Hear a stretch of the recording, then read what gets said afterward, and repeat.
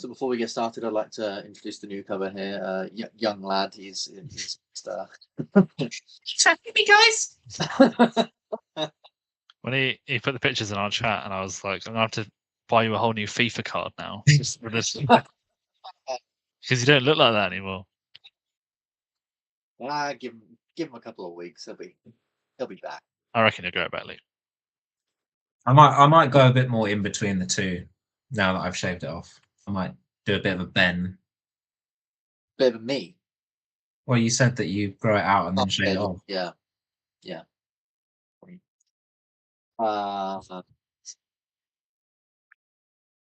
Ben is bored by your conversation. Mine went weird places. Anyway, shall we begin? Yeah. If you want, yeah. Cool. Before Conan falls any further. Oh, mate. He splattered a long time ago. I've heard reptiles pretty good. By moving it 2 days. That's true. He's not quite reached his the bottom yet. Yeah, as bad as it could be. Anyway, it all started 2 weeks ago when a band of adventurers saved me from a prison. Now I wish they'd left me there. It was a really big one. Gentlemen, welcome back to Dungeons and Dragons this week. We get into quite intense situation. First, a very brief recap. So last week, you were battling the triplets upon a large oak bridge in the Chorus Grove. You had previously defeated Gwydion, the stronger brother of the triplet, and now had Killian and Cerulean left.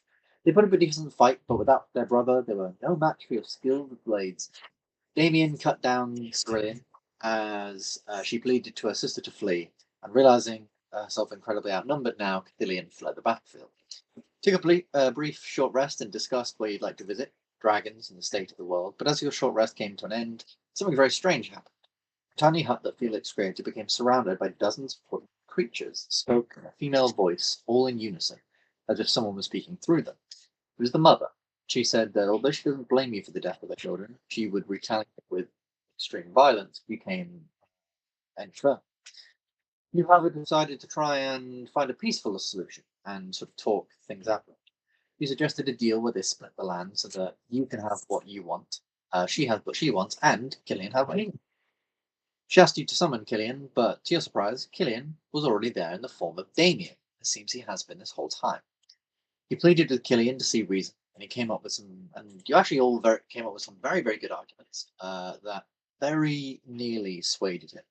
However, Killian is a selfish archfey, and in the end, he decided he didn't want to share the power he knew could be all his, and the land that could be all his, and he seemed to have some resentment over his mother supposedly being some kind of demon. Zugakimori. The mother tied up Killian, gave you the opportunity to pick a side. You chose Killian's, and with that, some intensity began. Killian went after Killian, and the mother tore open the ground for all of you, and you suddenly descended down into the depths of the earth. You slid down a long slide of gravel and mud in a huge cavern beneath the earth, avoiding spikes and falling stones. Eventually, you reached the end and saw the slide simply ended in a large pit, with a sort of purple light glowing from the bottom. Felix turned into a bird before this and carried Griffin through many of the obstacles. Galahad stuck his dagger into the ground to slow himself to a halt, and Kaiman decided to make a star shape whilst on top of his shield, and he just slid straight off the edge, failing to slow himself, and because he was so fast, completely flying off the edge into the darkness below. And it's here we pretty much pick up the session. So, Kaiman, you are falling down this pit. You've sort of tried to reach out toward the edge of the wall. You've failed. You're now falling. Your shield beneath you start falling away from you slightly. It's 120 feet down. It is like a funnel shape, so it's sort of going to be like angled towards the bottom. So you realize before you hit whatever's in this hole, you're going to hit one of the walls first, and then sort of fall down. But it's a very, very, very steep fall. How far is he from me? From you, he is maybe about you were dropped off briefly by Felix, so you're like hanging on the edge, similar to Galahad, or like just about sort of stood on the slopes. So I would say you're about maybe 10 to 15 feet From him. from Kaiman just before he's falling. Well, no, I would say no. He's because obviously we made the check. He's fallen and like reached his hand out. He wasn't able to grab anything in a split second. Yeah, he's maybe 10 to 15 feet away from you. If you're hanging off the edge. I've got a dagger that has an immovable rod in it, and I'm thinking if I can somehow yeet that to him, he can click it. And Just spear him with it. You well, could I thought if I could throw it into his butt and then he just hits the button. try and dive Um, for him and then do it yourself, something. Or I don't know if I like him that much to risk my own life. I'm more than happy to throw a dagger at him. We did meet him I'd say 2 weeks ago. he is like blind. He is moving in very, very quickly. It's a very, very quick decision. What are you doing? I don't know. What's Felix tried to grab him but missed, didn't he? Felix tried to grab him with his the talon with his huge bird, but missed. Yes. Yeah, you're falling down. What check would it be if I threw my dagger at him to not to harm him, It but just him to catch would it? probably be by you. Just a dexterity check. Oh, fuck off! And No way. For Kaiman, it would be a sleight of hand check. Oh well, that's not happening. So we're both clumsy fuckers. Felix, go get him. Sorry, what? Felix, go get him.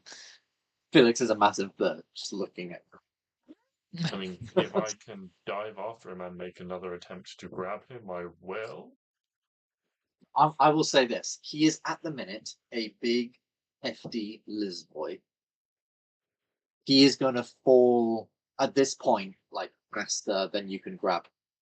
But as I said, he will hit the wall of the funnel before falling down into the hole at the bottom. So you can try and grab him there before he falls any further. So we'll get to that in a second. Kind of falling, you realize you're about to hit the wall of the funnel. Is there anything you'd like to do? Can you think of anything to try and help yourself in this situation? Well, you see, Pass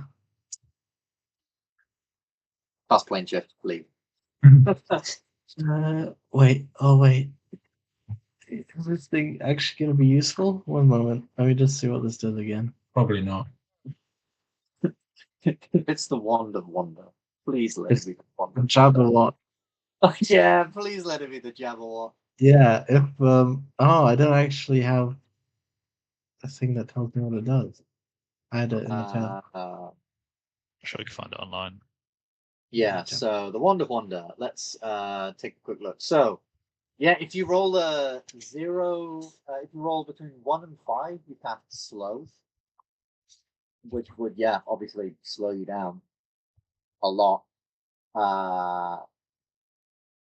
6 to 10, you cast fairy fire. 11 to 15, you're stunned. 16 to 20, you can cast gust of wind, which obviously, yes, would help you in the situation. Are you going to read all of these? I'll pull out. I mean, I'll read some of them. So, detect thoughts, stinking cloud. You conjure rain. You can summon a rhinoceros, elephant, or rat. That's lightning bolt. Make a cloud. Make yourself bigger or smaller. Make darkness. Make grass grow. An object goes into the ethereal plane. You shrink. You cast fireball. You go invisible. Leaves grow from you. A stream of gems shoot from the wand. Light comes out of the wand, and you can be blinded by your own light. Your skin can turn blue, or you can become petrified. Sounds great. I'll cast that. Jesus. All Christ. right. I'm sorry. What did you hear in there that benefits you at all?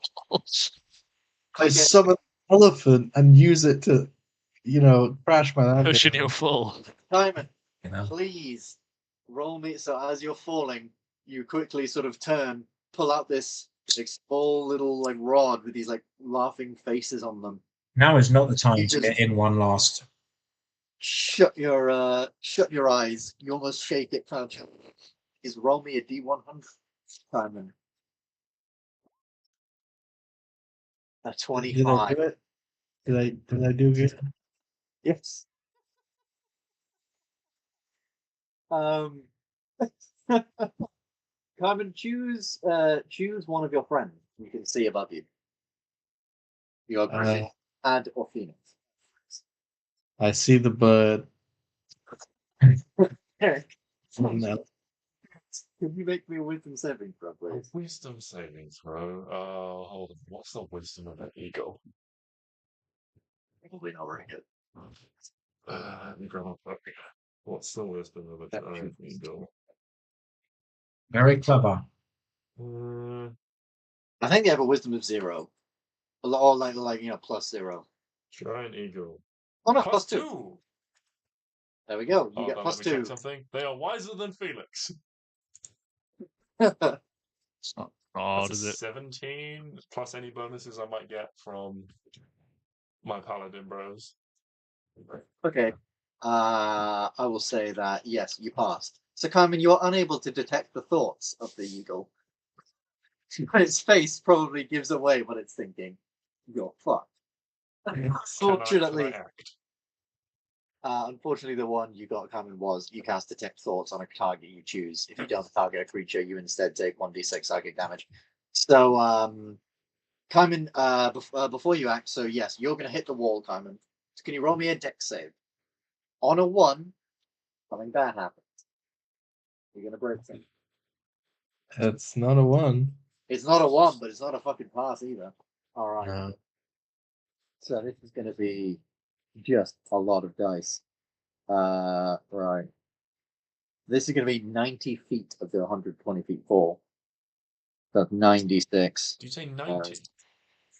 90 feet of the 120 feet fall. Because he hits the wall before then falling down the 120 feet. Can I not get anything in before that? Can I have a spell?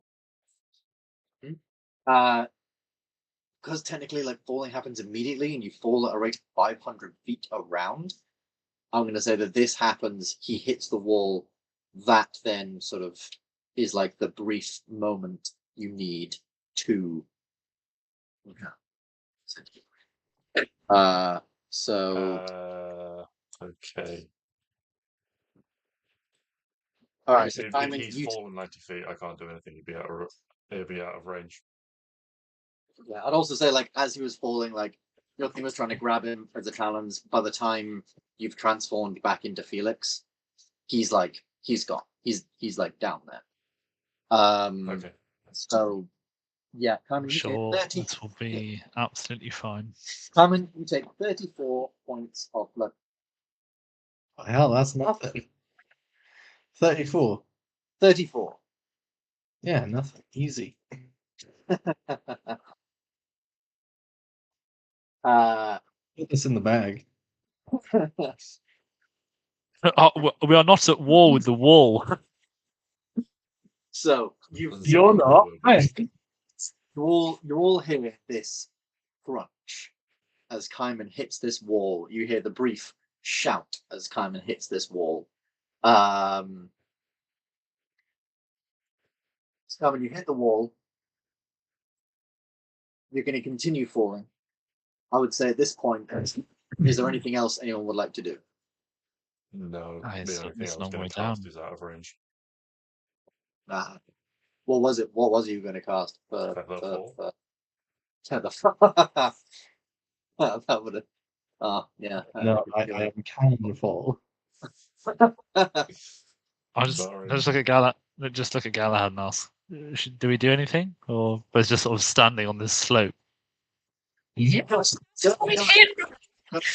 like hanging, like you're like Just watching you slowly fall. like you need your hands to hold on to keep sort of balance, kind of thing. Because standing up, you just slip and fall. You're in heavy armor as well. Doesn't make you the most dexterous and difficult. Felix, can you Shield spell. pick me and my good man up here? yeah, if no one can do anything, then I'll try and grab the. Forget the crop. Forget the talk. Get crop. Be I'll fine. grab. Probably let Griffin climb on and then try and grab Galahad and just sort of wings spread, like float down like a big parachute. Yeah, because obviously with two heavily armored people, I would say that you can't like fly higher. You can descend very, very carefully, but you can't like fly any higher. Yeah, It's a controlled pretty- descent. Yeah, very much control the sense. Carmen, you hit the wall. You've also failed your deck save, so from hitting the wall, like you've hit it straight on your back, and you're just flailing your arms about now. Your shield, you have no idea where the fuck your shield went. That's just falling somewhere. Can you make me another dexterity saving throw as you're just now falling even further down the rest of this pit? Fucking 5. Cause I'm free, Oh, free for. no. So you fall through the hole. So you fall the rest of the 30 feet through the hole. So that's 120 feet. And then you fall an additional 20 feet into this room. So that's another 50. So that's 50 feet in total. And you take 21 points of bludgeoning. Oh, I don't know what we were worried about, guys. I've still got 109 health. For two failed dexterity saving throws. Failed pretty badly as well. I'm saying that you are either going to need to, well, I'm going to say that your speed is permanently reduced by a fair amount for falling 100 and something feet, 150 feet. Your back's fucked. You're broken. Yeah, I'm going to say your speed is reduced by 10 feet. You're going to need to cast some Heal? very, very good magic on yourself, like very, very powerful healing magic on yourself. Or I can cast heal and get all my health back that I lost. you could also just cast heal and get all the health back that you lost. Easy. This is part of my plan, guys. Everything works out, Kaiman. Are you casting heal on yourself? Yeah. All right. Cool. Yeah. Go ahead and roll for heal.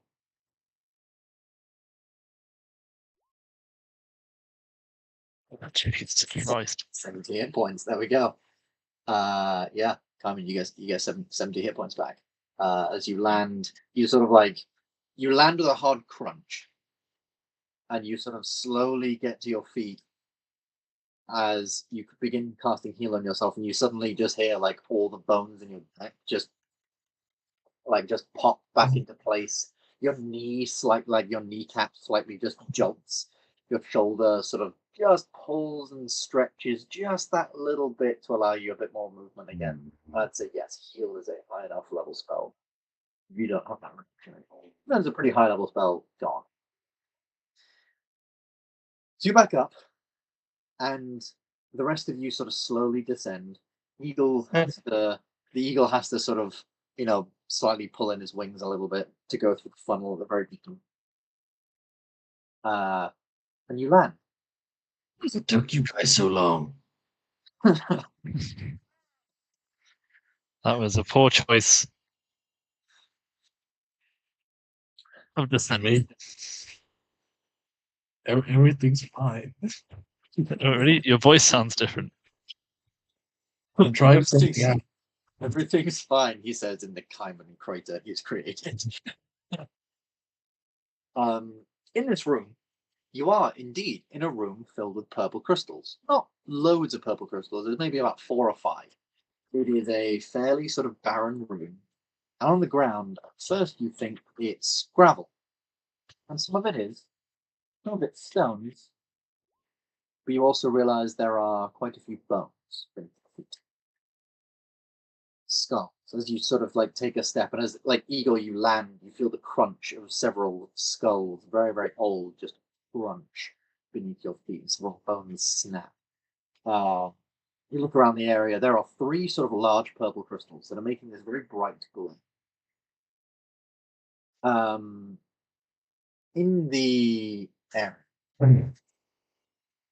I would say that some of you, like Carmen, you have a pretty high passive perception, and you can all see several things. So upon the wall, written on one, it's like a big circular room, 30 feet. On the wall, scratched into one side of the wall, is written, "Fear not for your future, for now you must sleep. In earth's warm cradle, your body shall keep. Your flesh fine banquet of delicate food. Your gift to the mother shall nourish the brood. What births from your leavings and grows in the nave shall feed from your ruins and fat from the grave." And that's just written like all around the wall, pretty much, so that it meets up with itself on the other side. That's written all over.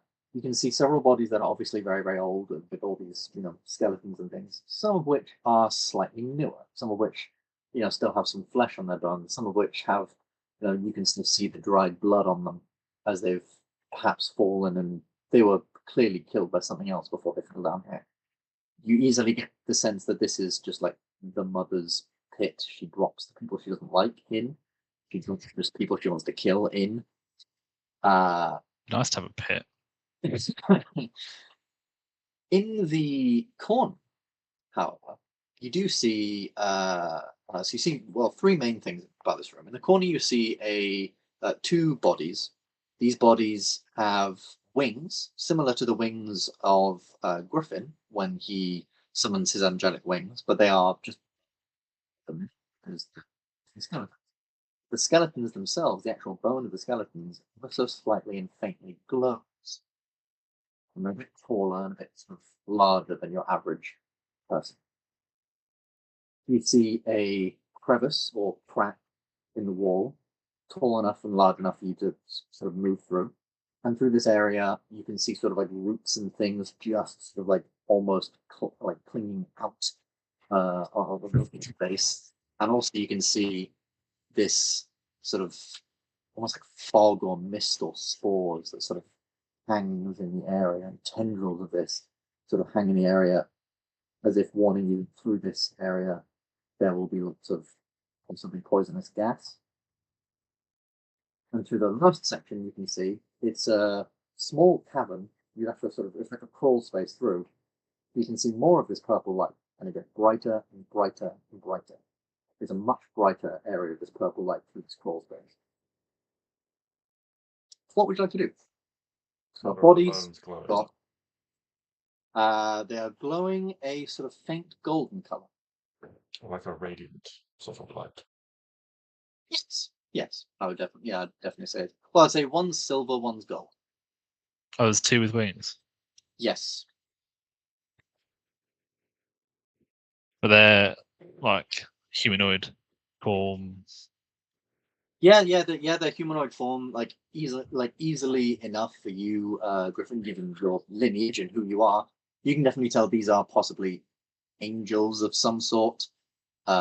Celestials. Certainly celestial creatures, or something. Looking over them, one of them wears sort of like this, like full sort of red armor with golden accents, like full like red plate armor with golden accents, but it is like crumpled and destroyed. Pretty much this armor as if it's like it took most of the brunt of the fall. It's also got like several places where it's been pierced through. But one thing does remain perfectly pristine: a red gauntlet with sort of golden accents over it. Are these skeletons? Are they in armor, or are they like? They are, they're like skeletons. Okay. The other one is much more lightly armored. Doesn't seem to have any weapons on them. Again, the armor is wrecked and pretty much gone. It's like this slightly bluish armor with sort of red accents. But it does have a shield, like a large round shield that seems in pristine condition, as if it was made just yesterday. So, a gauntlet and gauntlet and a shield. Felix, can you identify these now? What it cost you? I will untransform out of an eagle, so I can speak again. I can do them now. It will cost me a little bit, but not too much in the grand scheme of things. It's more for my curiosity rather than anything. I feel like we all have a shield in this game, don't we? Apart from you, but you don't use one, so No, but I am familiar with shields. I didn't ask. I mean, if you'd like to see what they possibly are without casting things like identify, you could maybe make maybe a religion check or an arcana check. Religion check to maybe see if you can remember what kind of weapons angels use, and an arcana check to just see if you recall any items of these.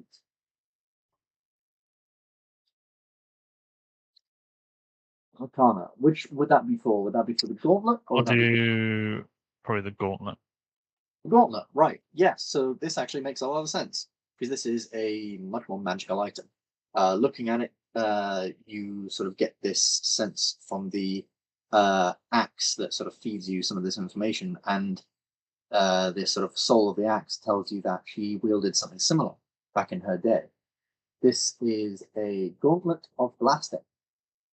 It does 3 charges per day, and you can expend a charge to cast Scorching Ray. It's not attuned, you just stick it on, cast Scorching Ray. Scorching Ray, you make a attack roll. Scorching Ray shoots, I think it's 3 beams at first level, and each one deals 2d6 fire damage. Level, isn't it? Second, yes, it's a second level spell, shoots 3 beams, each one deals 2d6 fire damage. You can expend additional charges to shoot additional rays, or just, have the 3 charges.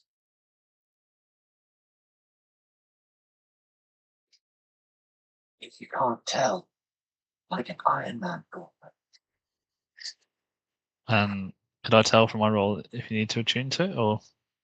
No. With the 22, I'd say the axe says no. It's just the thing you put on and go. It has a sort of, it's like this red metal gauntlet with golden accents from the edges and around sort of the palm, and there's like this sigil in the sort of middle of the palm that's sort of embossed onto this. I guess almost like this gemstone central piece. You just open that, and that fires out these beams. Galahad, you're a little light on range. Do you think that'd be something that would be good for you? It would be beneficial if no one else wants it. Well, I wouldn't. Sounds cool, but I think you're the most in need of it. Yeah, I have no range. Griffin, did you hit your head on the way down? Why? You're being nice to Galahad. When someone's weaker than you, you've got to help them out. Oh. I mean, I'll take it. Yeah. How many times is that you cast Scorching Ray? 3 times. So it's 3 times use. I believe Scorching Ray should be in the compendium loop, so you can just add Scorching, like for ease, just add Scorching Ray as a spell that 3 times a day to your sheet whilst you're wearing this gauntlet. Cool. Cool. Did you say it was That's charges based? You could effectively Yes. potentially use all at once to cast a higher level version. Yeah. So you could, expend all 3 charges to cast at a higher level, or cast 4 charges each time. Either way. And you also have this shield. Shield looks like it has I guess sort of like it almost looks like a sun, but like the wavy lines are sort of in like a 5 sort of main wavy lines, and then 5 smaller ones between those. So it could be like a star or a sun. You're not entirely sure. It doesn't look like Galahad's symbol of Pelor then. No, it's not quite. I mean, you can see there are some possible similarities, but it's almost it looks like a sort of like star/sun symbol, more of a just like generic celestial almost symbolism. I guess you would say. Actually, I would say, Galahad, you know Celestial. Do you know that in Celestial they often use things like runes and symbols and things like that to sort of shorten phrases or shortened words and things like that. And this star/sun symbol would just mean like Celestia or Celestial sort of thing. Could also mean, like celestial in a person, someone being celestial verb, almost like patriot, patriotic, like a patriot's shield. Okay. I'll relay that to everyone. With Yeah. that information, can I make a check about the shield? Yeah, sure. Do you speak Celestial? Luke? Yeah. I meant to say Griffin with that one, not. Then no. But Griffin, you would know that information. 14 with a 14. No, you don't quite understand what this shield might be. It looks like a nice shield. As you sort of look at it and pick it up, it's very, very, very lightweight. Very, very lightweight, but seems very, very sturdy. If I don't get anything magical from it and it feels light, can I make some sort of blacksmithing check to determine anything about its physical nature, like what it might be made from and things like that? Yeah, sure. Make me a blacksmithing tools check. Would that actually be like a smithing tools check? Or I'd probably just say like a intelligence check, nature check, something along those lines. I mean, Carmen, you might be able to help here. I'd say Carmen could potentially also make a similar check if you know the kind of metal. You are a blacksmith after all. You've worked with many different types of metals. So you can make a blacksmithing tools check, or I guess for you this would almost be a wisdom check because a lot of your information on this comes from your wisdom, your sort of thing to your god. Carmen, if you'd like to make a wisdom check. Now that you My rolls have been so bad for weeks. your rolls have been pretty bad. Can I give it the old Arcana check? Yeah, sure. I'll say the Tell me your secrets, boy. I was about to say the DZ is increased for Arcana, but fucking 33. Okay, so I would say that you would know that you would look at this shield, and from what the axe can tell you, and from what you can sort of like you've picked up, you can tell it is definitely magic. No metal like this and no shield like this should be this sort of light.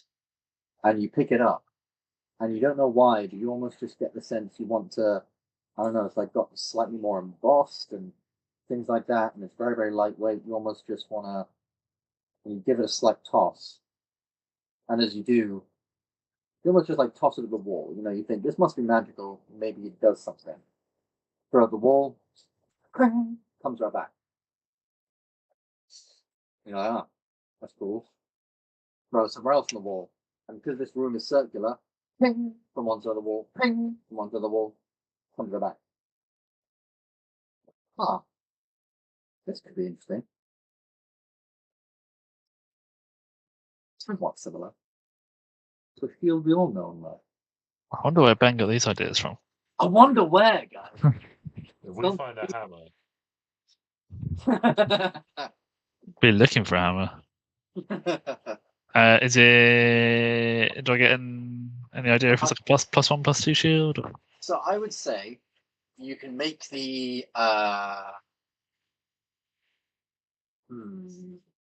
Do I go complicated with this, or do I not go easy with this? I'm going to go fairly easy with this because you rolled because you got a crit. I would say you can gather that it is a +1 shield, so +1 to your AC, but also to attack rolls. Made with this shield.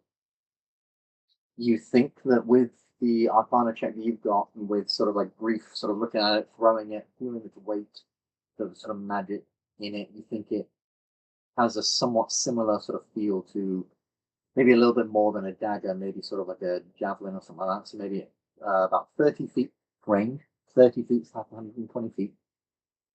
I'll tell you how it works. So basically, it deals 1d4 damage on a hit, but if you roll maximum damage, so if you roll a 4, you can make an additional attack against another target within range of that person.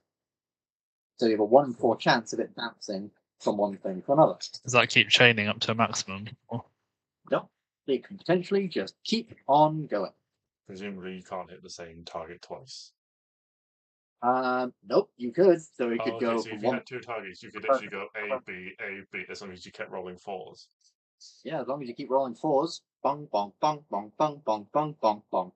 And I will say, I'm going to be, much like the Marvel movies, very lenient as to you guys throwing it against one thing and bouncing it into another, because I just think that's cool. Does anyone want to lay claim to that? Would this be considered light? Given Light. its weight. I would probably say yes, it would be, because it's capable of being. If it's light, I could benefit from that because I could offhand attack with that. Is there your dagger and your sword combo? Yeah, I've got a lot of Felix got a lot of weapons. I've realised I've got the dagger and the sword, which have uses of haste. Do they have to and slow. be? Do they have to be I've- used in unison, or can you just have one out? I've also got a rapier as well that I can use. Mm. And a Not a whip. rapier, another short sword that I can use. Dragon Slayer's short sword. And Or a whip. The scale skinner's blade. Yeah, let's go. I've also got a whip. Yeah, well, That's for the wife, though, isn't it? Pick No that one problem. up from off. Yeah, you guys can discuss sort of who takes what at what time, obviously. But any ideas on where you would like to go out of here? So as you're sort of looking around this space and you're sort of checking these things out,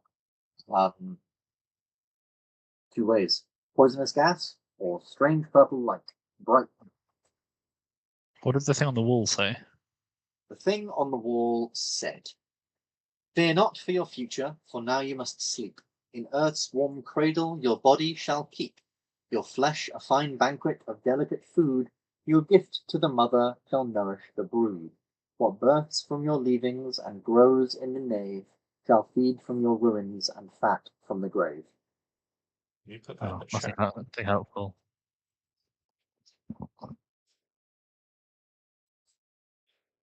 Yeah. The two ways out are one that's full of gas. One that seems to be dark and full of gas, and one that seems to be a sort of crawl space, but it's very, very bright purple light. You know, your future for madness. Yes.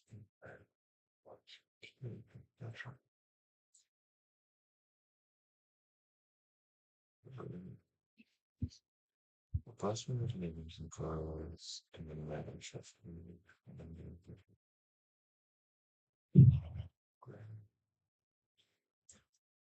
Maggots.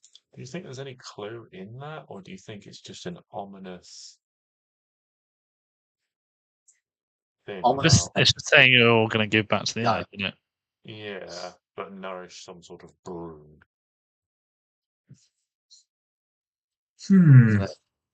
When maggots eat it, and then they fly out, and they turn into flies. I don't know if you think. One thing that jumped to my mind was maybe like the bit with the gas is like a digestive system. Hmm. So don't go that way. The crystals scare me slightly though because they're volatile. Volatile, and you remember Alfie Ditherlinks telling me that in areas of high crystals, there is a chance that they can essentially order magic gain sentience, and it's generally just very, very angry. Can I approach the gassy tunnel and give it a sort of smell test? Does it smell It like smells awful. caustic? Does it smell familiar? Can I identify it in any way? It smells like. Have you ever accidentally not remembered to put out the lettuce or take the lettuce out of the fridge, Or or out the lettuce. or some horrible, or like put a lot of salad in the food bin and It then you smells open like it up? rotting plants. Yeah, like a lot of rotting plants and fungus and lots of just rotting, horrid stuff. I'd say you can make a nature check to maybe gain a little bit. Let's see. We're not too bad at nature. Where's nature there?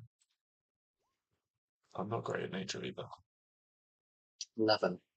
No, I mean this definitely doesn't seem like anything that regular plants. I'd say with 11, that this is nothing that regular plants make. But otherwise you're not entirely sure. So yeah, definitely not regular. Although you are on a different plane of existence, so regular plants mean nothing to you right now. But not anything you've ever heard like flowers or anything lovely like that produces. I'll say that much. Very much like spores. Are you using divine sense, Galahad? Yes, please. All right. So using divine sense, you can tell that there are 2 skeletons of celestials on the floor.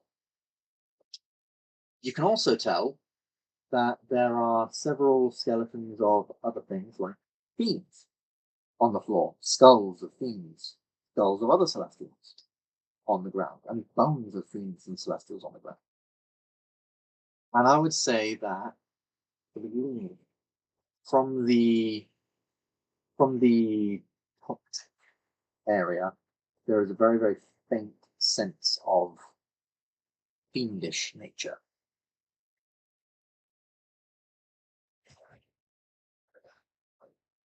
Okay. Okay.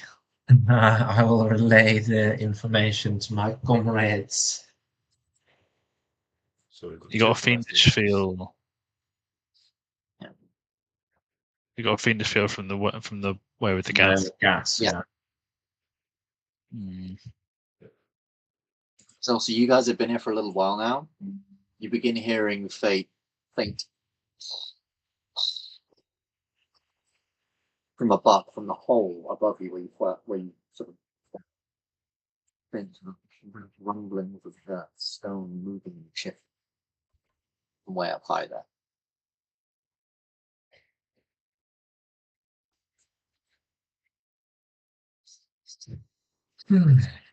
What does it? Nothing seems good about the gasway. No. But And I'm not sure you we have guys that. are very equipped to handle fiends. That is true. Whereas an unnatural sort of arcane crystal golem type thing is an unknown.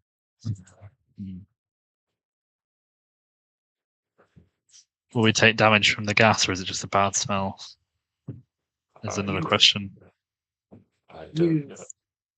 I mean, certainly from going up and giving it a sniff, Felix, you don't know how much damage, obviously, but you do certainly think it might be damaging if you spent enough time in there, if you weren't quick about your movements through that space. And it is also, there don't seem to be any crystals, nothing, it is just.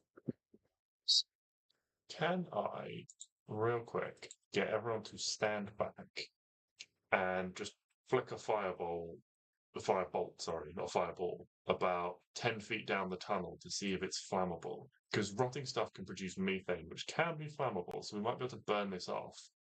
But also it could be quite bad if we're caught in it and something ignites. Okay. Well, I won't say roll me an attack or anything, just roll me a perception check.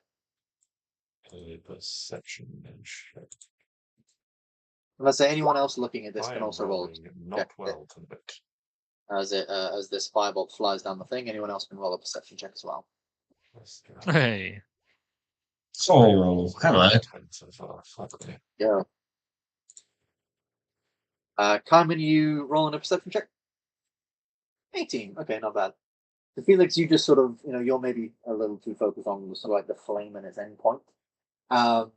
Griffin, you're maybe not looking at this at this point. I'm definitely not looking at this. Or maybe you are looking at this, but you're, I don't know, maybe just a bit too focused on like the bright and the darkness just sort of confuses you. But Galahad, you're looking around and you can definitely see that the firebolt hits just the other side of the wall.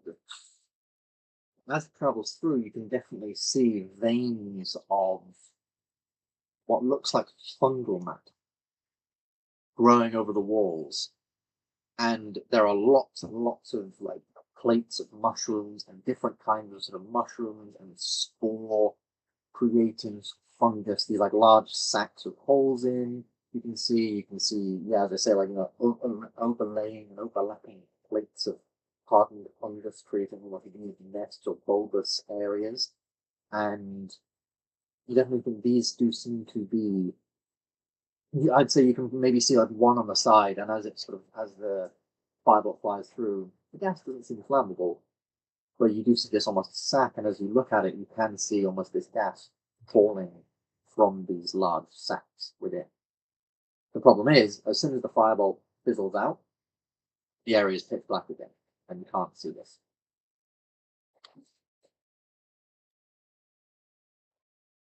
You definitely There seems to be some fungal spores down there. Visual reference to everything. mine, very much think the last of it's coming. Yeah, everything in me is screaming to not go down there. It doesn't sound like Has it. anyone got Get a up. light? Like a I can create like light. a Yeah. source? I think my shield does. Would it Yeah, be your shield, slightly then? your shield can create light. Oh, yeah, well, my shield does. Cast the cantrip light on anything, any object.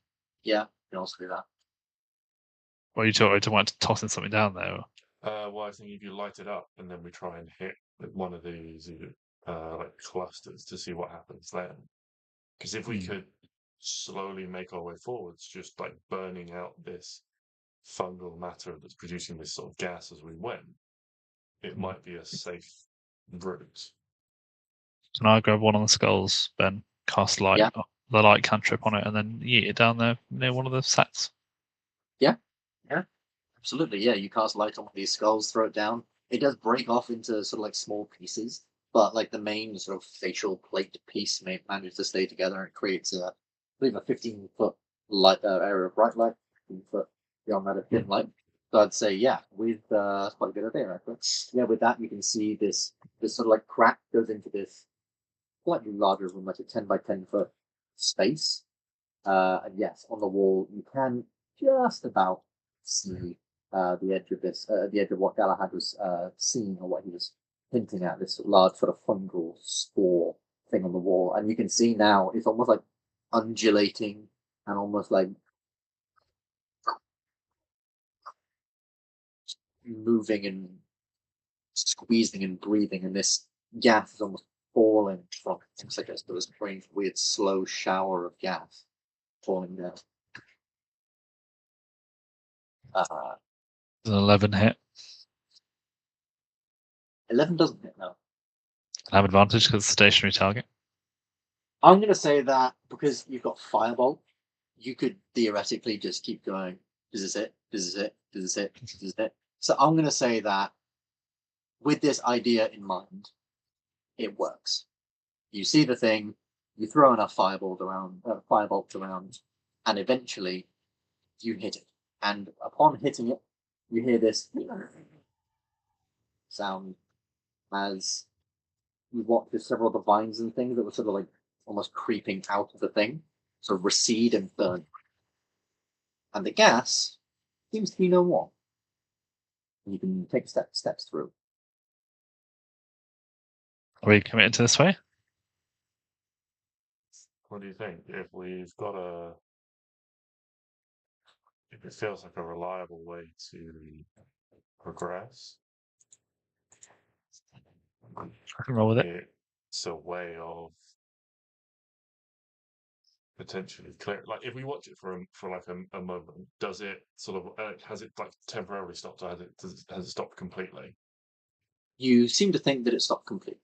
Okay, which seems like it could potentially be a way forward safely.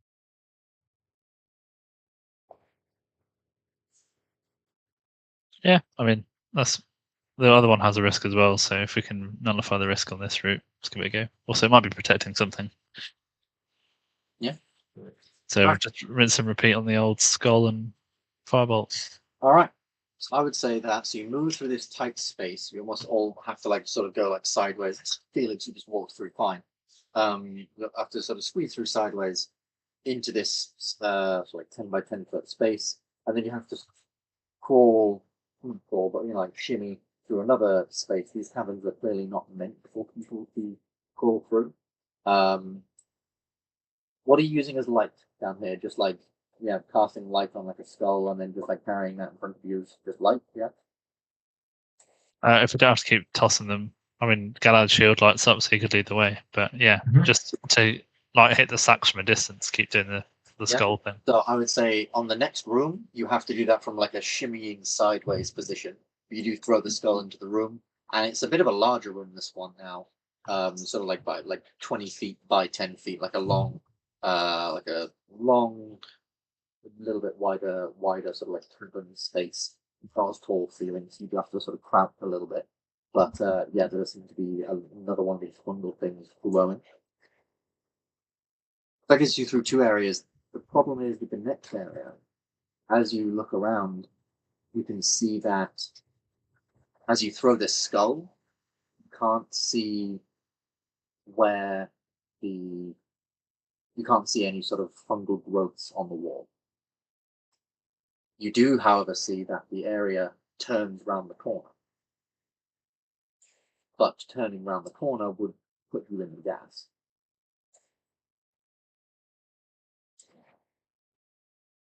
So if you imagine, at the end of this room, there is a turn, and you can't, and you throw a skull, it opens up into a larger room. It's almost like an S shape, so it turns around, and you can't see where this fungal growth thing is on the wall to be able to destroy it. Yeah. You think it's around the bend?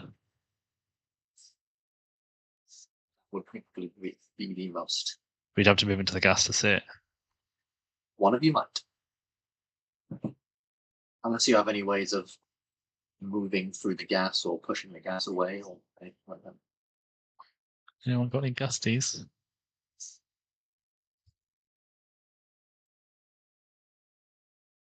Whatever you do not all speak at once. Has anyone got anything I've not got reflective?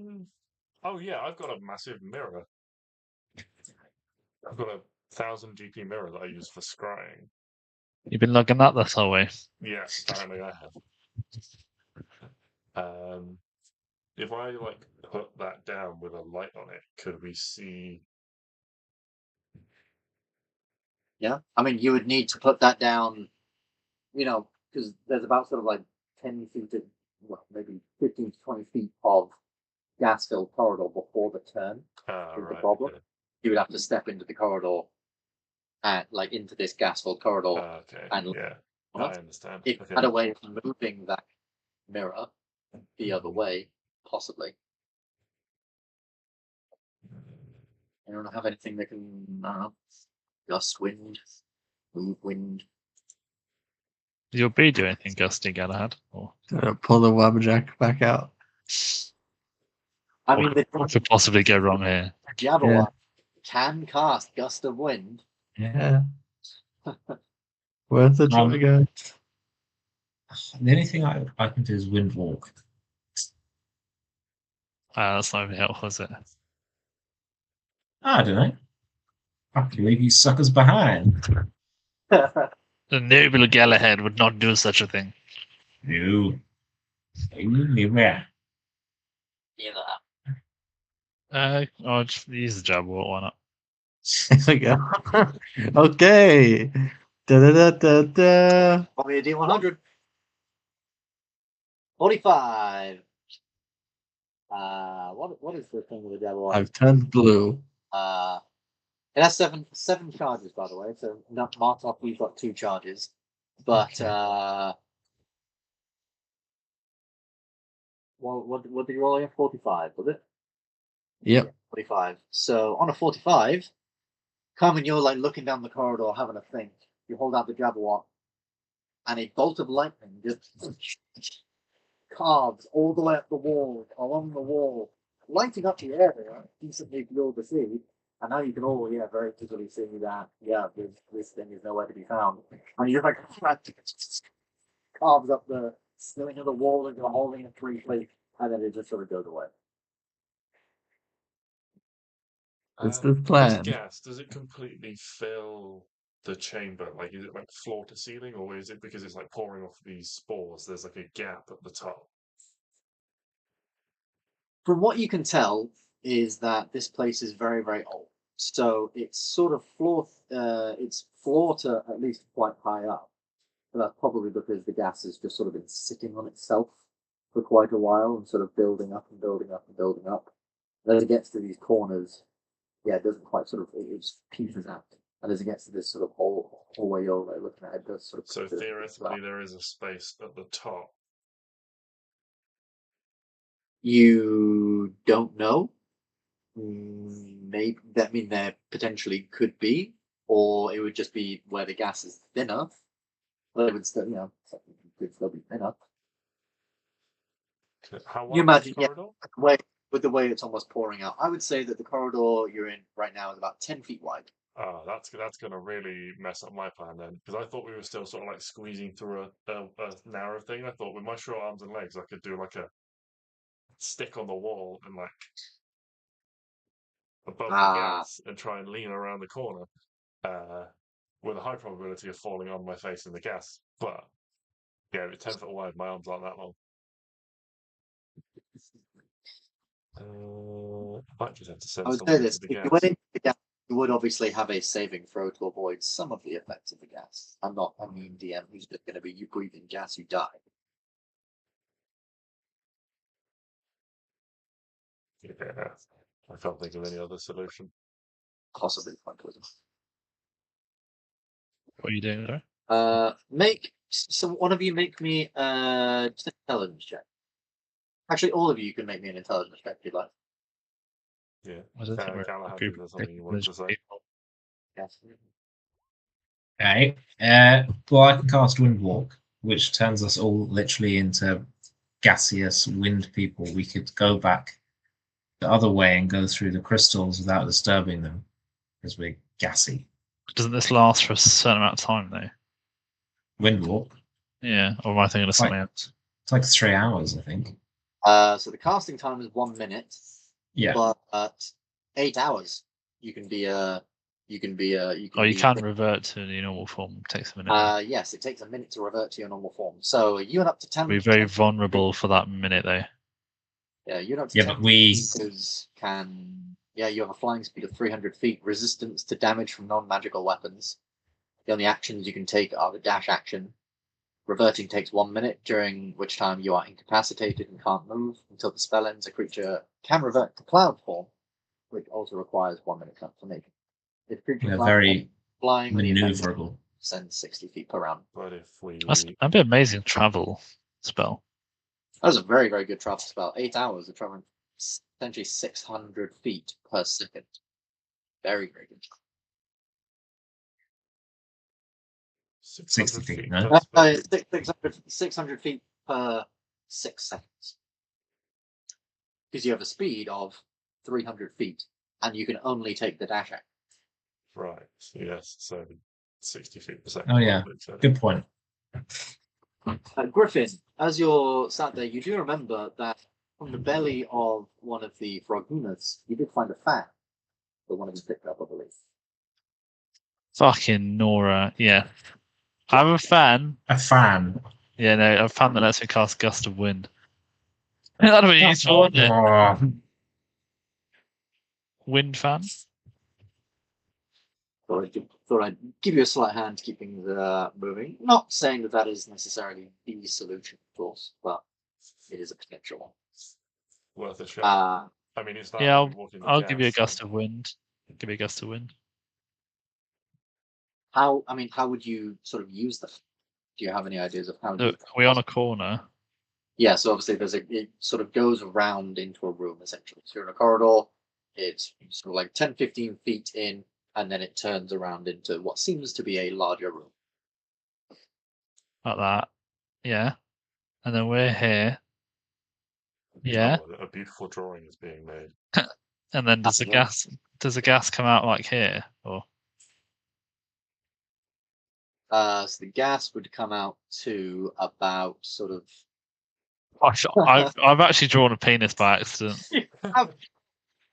I was just trying to draw a curve. So if you guys are here, where this blue cross is,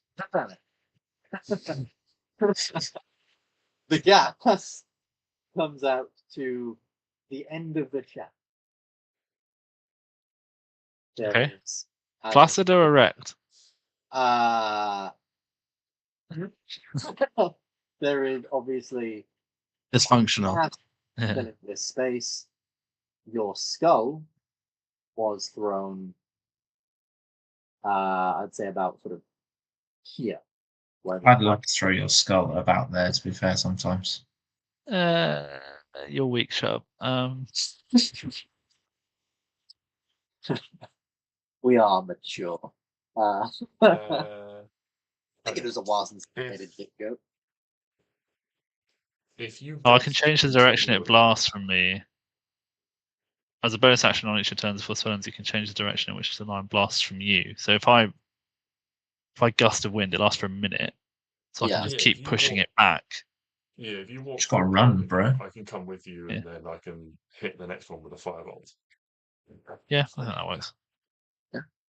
All right. So yeah, you hold the fan out in front of you. Felix close behind.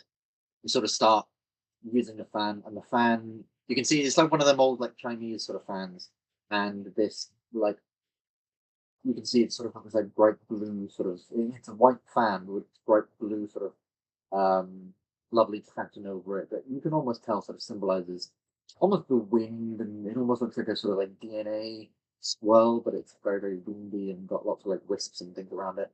And as you begin fanning it, this begins brightening up, and this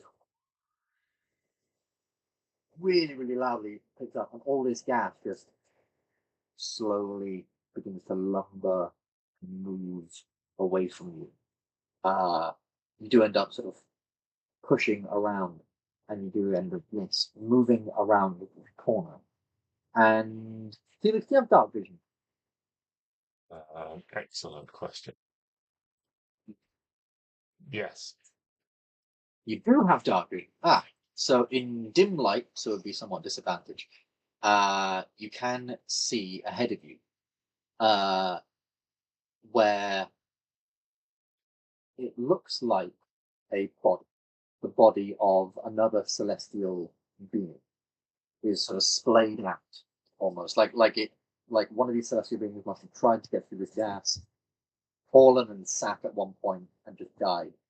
And in its chest and all over its head and everywhere, sort of like all splaying up it, like this horrible deformation of this celestial being is just this huge fungal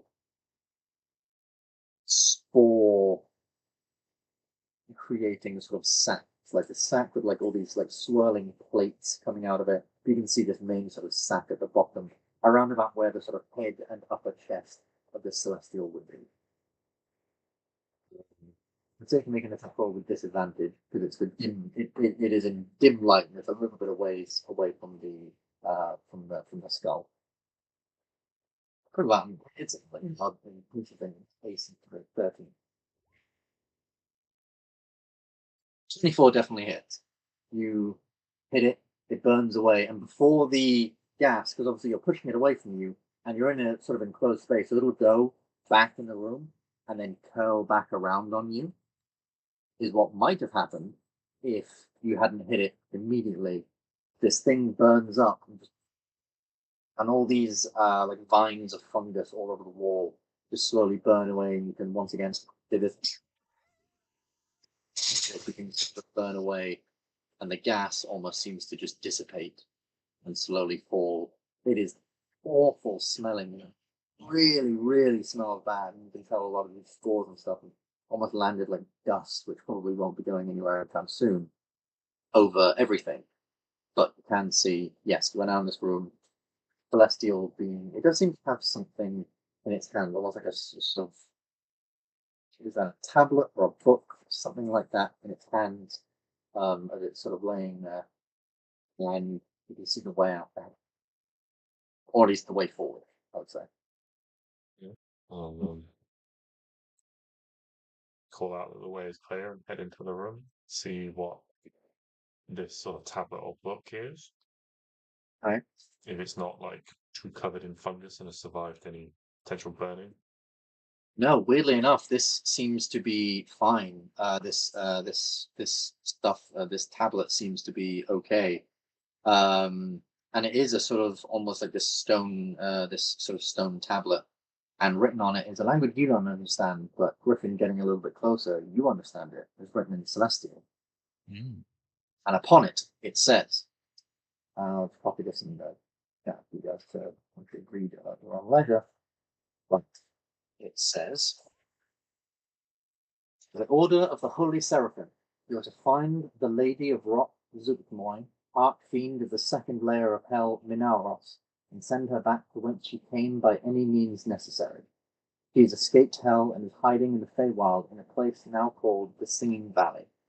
Our laws dictate she must be returned to Hell. See to it this is done. We shall pray for your safe return." That was the thing that Zugmoy was the thing that triggered her, wasn't it? Yes, Yeah. that fucking pissed. You have to find the Lady of Rot Zugmoy, Archfiend of the second layer of Hell, Minauros. Is Minauros a place then? Minauros, you seem to think would be a place. If you want to learn a So bit she more was about it, you can make a religion check. hiding. Yeah. I'll give you advantage, given that you are. Don't bother. Never mind. Yeah, maybe you're aware it's a layer of hell, but what do you know about it? So she was hiding here. Can I make a religion check? Yeah, of course. On hearing Zugmoy and Minauros, again, I'll give you advantage. You're a paladin. You I'm might a paladin, but I'm not very wise. It's fine. Religion's Intelligent. intelligence based. You're not very intelligent either. No, I'm not intelligent. I swear to God, whenever I try and give any of you, either of you, to a religious exposition, you consistently roll terribly. I don't think we have good modifiers. It's almost like we didn't Yeah. make these builds for their religious attitude. Where's Doc reading? He's got like +9 religion or something. Having a bath because he stinks. And Carmen, you're also technically a cleric. If you'd like to chip in and make a religion check, you can. Might make a little bit of sense to you, to be fair. If this fella gets it and we haven't, I'm not going to be upset. Are you? Nah. I've got -2. Yeah. With an 11, maybe you know a tiny bit more, like, what's the second layer of hell. You know it's different to what people would consider hell to be like, but you can't remember what that's meant to be. You don't really know why, but you know it's different to most layers of hell, or what people generally think hell is. That's about it. Who would have thought we'd have peaked at an 8? Right. There is another way ahead of you. It's a sort of another sort of like shim space ahead, but you can make it through. What's beyond there? You don't know. It just goes off into darkness for a little while. Okay. Again, you don't think these tunnels were really meant for people to traverse through, and even if they were, maybe not all of your size. You can move through them nonetheless. That's fine. You can continue to move through them. Shimmying through this. A little scout ahead of us, or are we all right as we are? I don't know. I think it's a bad thing that we found so many dead celestials. They obviously tried this as a route of attack and failed, so I'm thinking maybe we should have something ahead of us. Why? What? Can you summon Quentin? Yeah, I can. Do we have to wait 5 minutes for him to go travel because he's tiny? He is a tiny little lizard. I suppose he would probably also be affected by the gas, so we probably couldn't actually scout that far ahead without clearing anyway. I would say ahead of you, you can't see any more fungal. In the cavern ahead, you can't see any more fungal gas things. From where you're sitting. Try it then. Yeah, in which case I'll send them out, have a little scout ahead. Okay. You summon Quentin. He happily sort of a little twirl on the ground before you, and or like in your hand, and then happily jumps to the ground. Can Quentin see in the dark? He is a lizard, I believe. I mean, he looks like a little gecko. We use the lizard stat block, and I cannot remember if lizards can have dark vision. D&D lizard. I mean, I'd be very surprised if a lizard had dark I vision. would be surprised But- if they had it. No, dark vision 30 feet. Okay, lizards have dark. So you send him out, and he happily sort of scurries away. I'm looking through his vision. You can see sort of long, narrow passageway. Again, a lot of sort of twists and turns. Small space where you'll have to sort of climb through, almost like like people like climbing through like narrow caves and stuff, and like shimmying through and sort of what's it called? Where Spelunking? what's spelunking? Cave Yeah, diving? spelunking. Yeah, like cave diving, spelunking sort of thing. We have to sort of climb through a few awkward little bits. But eventually, Quentin Like comes awkward to an for area me or awkward for Kaiman? awkward for Kaiman. For you, just like Okay. you can walk. You can walk. You can walk regularly. Everyone else is going to have to walk side. And then Quentin finds some light, and seemingly daylight, almost. And Quentin sees at the end of this sort of corridor a crack where it seems that this path ends. Some roots and things have grown over the front of it, but there is enough sort of space between it to see beyond. And beyond it is a large room. Oh, I was to guess at the size of it.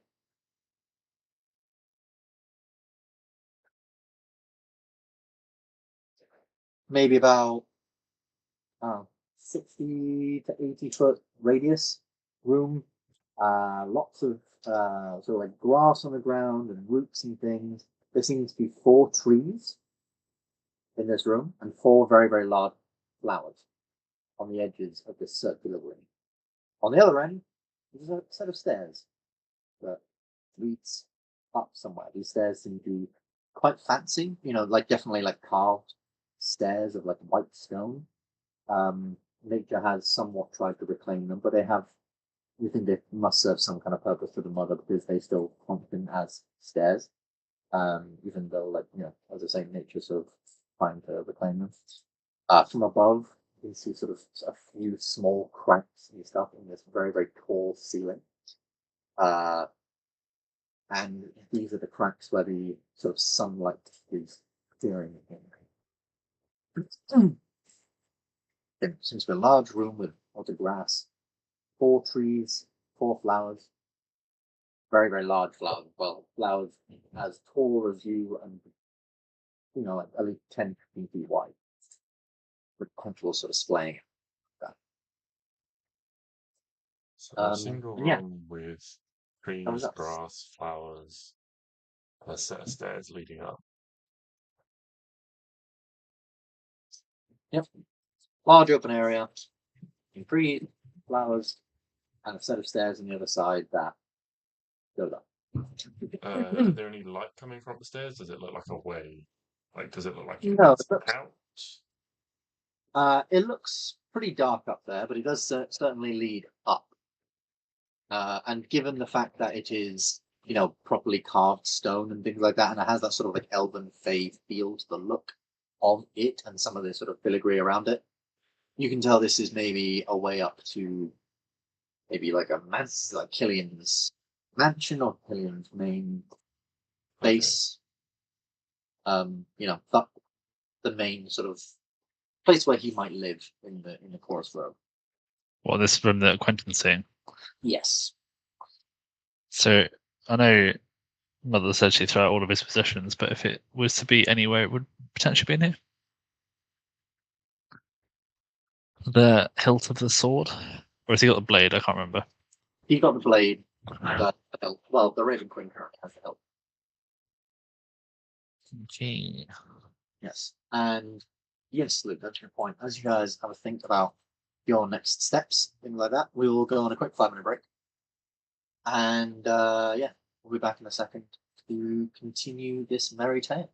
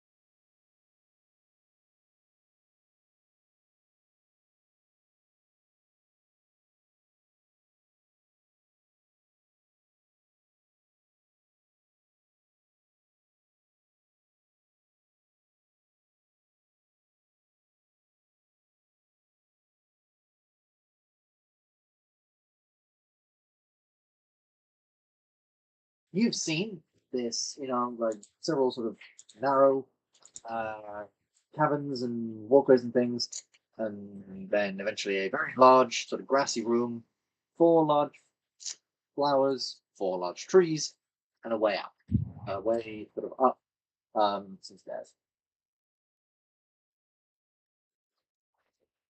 Pushing him. Pushing forward. Okay, why not? Fuck it. All right, so I would say for those in heavy armor, can you make me athletics check? If you roll a 1, you get stuck. If you roll below a 10, you go extremely slow and very loud. Like your armor is scraping against all the walls of everything. Otherwise, you'll be all right. Athletic check your cam. Oh, I'm good at these. I'm What was slightly that? better than you. Can I go? Yeah, my modifier's better though. I was gonna say, can I go at the back to potentially help anyone that gets stuck? But Yeah, that's fair. But everyone seems okay. I have my shield back. Do I? Was it at the bottom? Yeah, of the your shield fell down to the bottom, and you can easily pick it up. It needs a polish and a buff. Does need a bit of a buff. There's like a big scratch on the front, but it is a magical tower shield, so you're good. It is like a massive, like Montaigne style huge shield. So, yeah, everyone manages to sort of squeeze through. Carmen, you have a little bit more difficulty than the others, not because of your armor, but just because of your generally massive size. But thanks to your tail and you being, just a lizard man, you're used to crawling around on all fours and things like that. And your body's a little bit, your spine is generally just a little bit more flexible than everyone else's, so you can like sort of contort yourself and maneuver yourself. And I'm sort of imagining that that's somewhat as well how you've made the armor as well, because it's made for lizard folk. Lizard folk are known for sometimes crawling, sometimes walking, sometimes doing all this. So The yoga pays off. yeah, so maneuvers with, and it's easy enough. You get to the end of this walkway.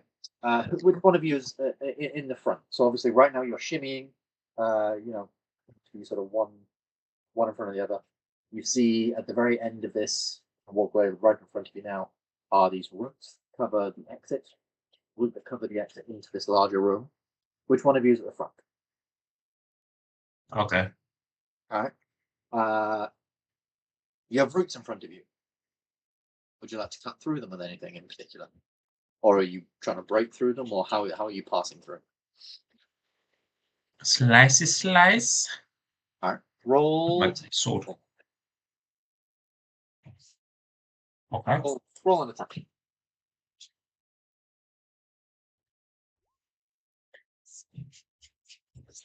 Yeah, easy enough with your like magical sword. You just sort of slice it sort of down. Like it takes like a couple of shots, but this is and it does take you a few moments as well. Like this would be the equivalent of like you spending like 2 turns cutting through so that you can sort of squeeze through.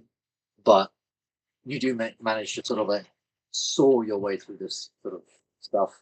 You manage to pull yourself out, and as you all pull yourself out, after you've all sort of pulled yourself out and you stand in this open room, it begins to slowly, like very, very slowly, sort of just peel itself and grow itself back together.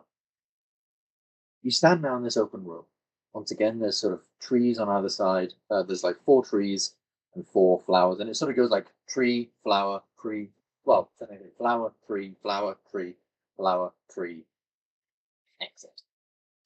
And they're all like evenly spaced. You begin to walk forward to the exit, I'm assuming. And this room is fairly well lit, the light sort of streaming in, making, this fairly bright room. And certainly in the middle is fairly bright, but around the edges it is a little bit darker. To make it to the center, all of a sudden, the ground beneath you begins to tremble. and you hear the sound of sort of soil and mud and roots ripping and tearing very, very quickly. What do you all do? So in the center of the room. Yeah, you're in the center of the room. You can sense something moving from beneath you. What do you do? Push the stairs. Run to the across stairs? room. You begin to sort of charge your way across the room. As you sort of run ahead, behind you begins to grow just this mass of plants, flowers, vines, mushrooms, and just all sorts of vegetation. And from its top grows this huge visage of the mother, this almost like skeleton-like creature. She's not a skeleton, but she is as thin as one. You know, arms and little twigs, as it does very much look like arms and body is making vegetation. So it's very, very thin and twisted around around each other. Not beautiful like the triplets. No, this is quite an ugly creature, made up for only by the bright luminescent colours that she is created. Very similar to what she was like before, but now she is very, very. She appears out of this space. So all the vegetation sort of rises up about maybe 10 feet. And then from this vegetation, like that's a sort of dress, her torso extends from the top another couple of feet on top of that. And as you rise, and she points, and these roots and things that are all around the walls just quickly close up, like very, very quickly in front of the in front of the gateway. The gateway in front of the sort of walkway to the exit, and I will put you guys on the where the fuck's the thing? On the map here. Oh, Except you guys are all sort of up to this top section. Damn. Oh, this is not how I imagined it at all. And you can see as Oh, yeah, she Damien's grows, as she rises. Yeah, Damien's here. He's been pretty quiet at the back. Pretty much. Poking with a he, sword, he, like, he just walked down that slope that we all struggled on. Yeah. he was fine. He copied Galahad's and get it down at fine. So yeah, he's all right. As the mother sort of begins to rise and grow, roots from the bottom of her grow out towards the edges of the room, and they grow up, covering the domes there, and they just begin to rise up with this space. The ceiling is maybe about sort of 60 feet tall, and and it seems like there's like a strange like dome ceiling, and these roots begin to grow up. And these roots also connect the trees and the flowers that are around the edges of the room. As she sort of rises and grows, sort of points her fingers towards this exit, she says to you, "You chose my son. Why? I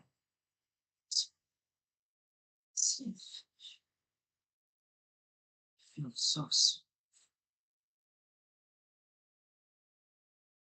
You are only in this for what you can benefit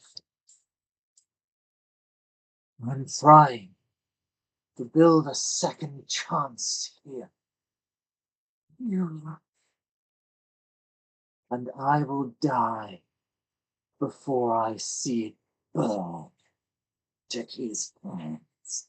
And as she says this, the final parts of growth from her seem to be a crown of small, well, I say beginning small, but eventually quite large, almost like twigs that grow in a sort of circle around her fork. They slowly begin to become like barbs. And you can tell it is a crown. You can tell this is a ringlet of something, but it's almost implanted within her head. Like it is part of her head. Looking at this crown, looking at her, and with this crown on top of her head, you can't quite see it in the thing. You definitely think that maybe to get this crown, she's either going to need to give it up, or you're going to have to start getting chopping. Is there anything anyone would like to do, say briefly, before we move? Yeah, I would like to just. She said obviously we chose Killian over her, and that she's only trying to have a second chance here. So I'll just say, so what is the deal with Zugboy, and why were you sheltering someone that the Celestials were after for crimes? As Gonna wrap you say, Griffin like on the side, like I think that's her. I think that's her. Yes. as you say, Dugutmoy, she sort of reels back. See you, son. Was that king? Zugutmoy was my old life. Who I was. I was born into the role. I grew into the role like a fungus, only growing more deadly, more angry, more rotten, more corrupted and corrosive with every day I spent in Manaros. I tormented millions of souls across the eons. I ruled a layer of hell.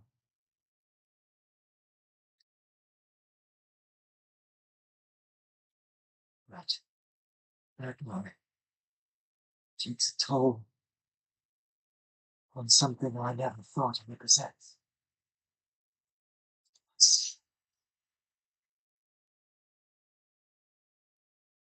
I saw what was out there, out here.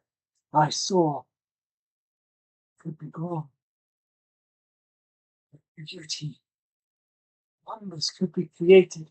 And she gestures down to all the beautiful plants and things now growing, flowers in her hair, plants that grow out of her bottom half, the wonderful trees that sort of bloom around her. And I decided I would do anything to have my life. But if I have to become who I once was, to keep this life, to keep what I've grown, what I've made, if I have to kill my child to do it, then so be it. I am not Scriptwood. I will never be her again. Not after today. Not after you.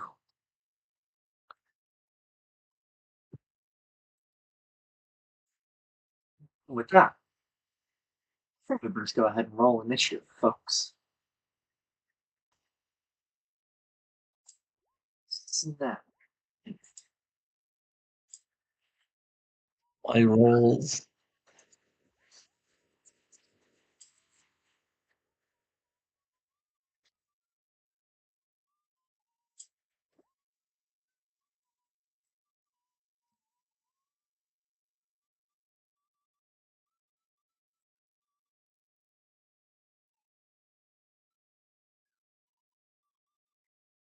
You stop whistling. Sorry. Whistling is an outdoor activity.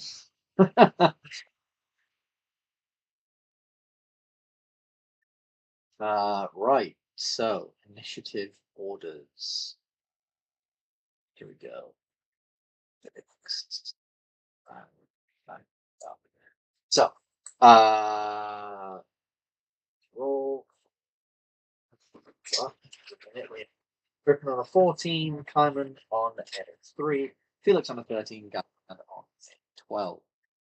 Where does she go in all this? She with a 16, which isn't great, but we'll go ahead of her. So that's right. Somewhere. So wrong. Black on.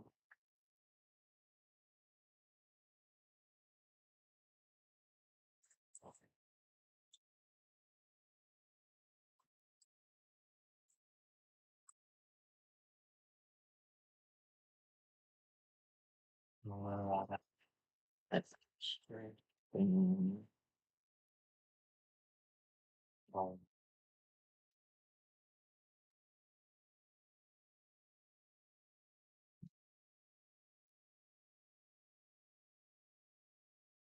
Cool.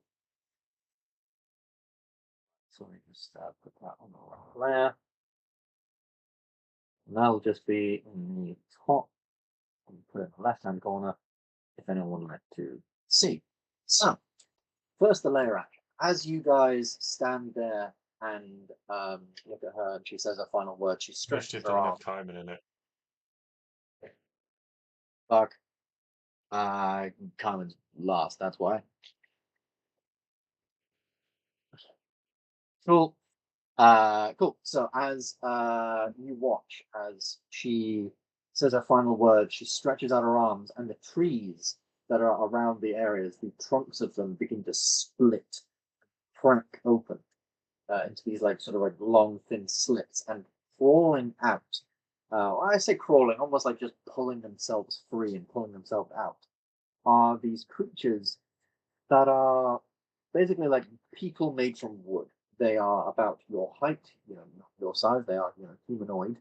They are entirely made of wood. Think of, very much like Groot-esque, but quite thin, a little bit twiggy, and very sort of newly formed, I guess. And as the first of these pulls itself sort of free, it almost stumbles as if it doesn't quite know how to walk yet. But then it sort of pulls itself up, and you can tell from its feet sort of connected to these roots in the ground and the earth. It's almost like it looks at the mother as in sort of almost, you get this almost look of like almost knowing, look of almost like information is being passed between the two, and suddenly it stretches out one of its arm appendages, and like spikes, like sort of thorns grow over it, like one of its arms turns into a sort of like morning star on the end, and the other one begins to grow leaves and branches and twigs, almost like sort of like a large shield almost on his other arm. And one of these creatures begins to grow, except she would grow this side because she's not hidden. So that is the first of these things to grow. Then it is Zugger. And you watch as, first of all, she's gonna do a couple of things. So she gets to make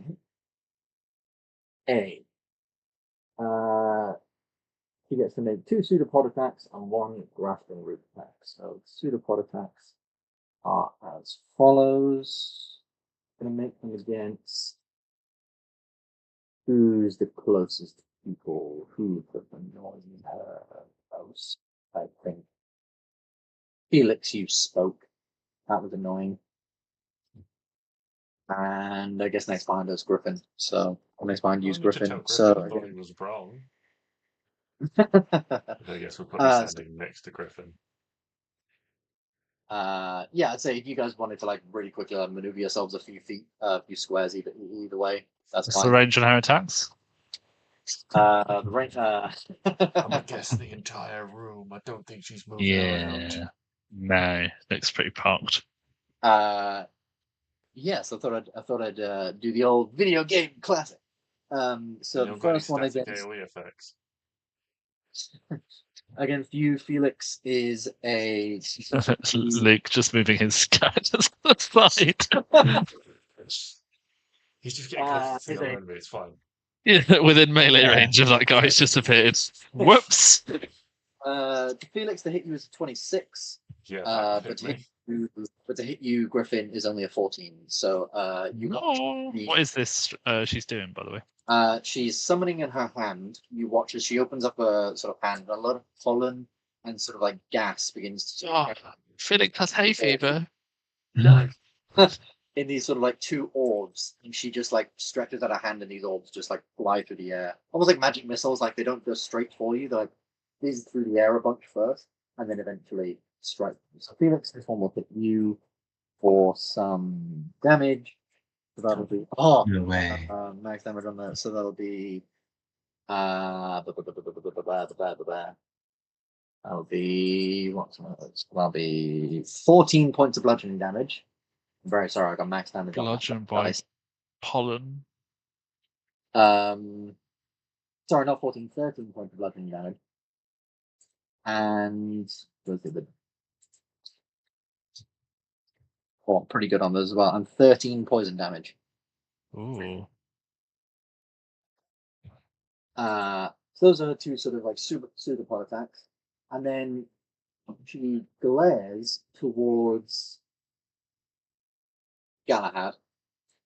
And suddenly one of the roots on the ground that you can see, all these like green sort of roots that are splayed around, rises up and swings around for Galahad, but not like an aimed attack, just almost like at your legs. Galahad, can you make me a dexterity saving? Yeah. Yeah, boy. Yeah, boy. Yeah, this thing sort of swings towards your legs, but you just like leap up over it. It's fine. The grasping root attack fails.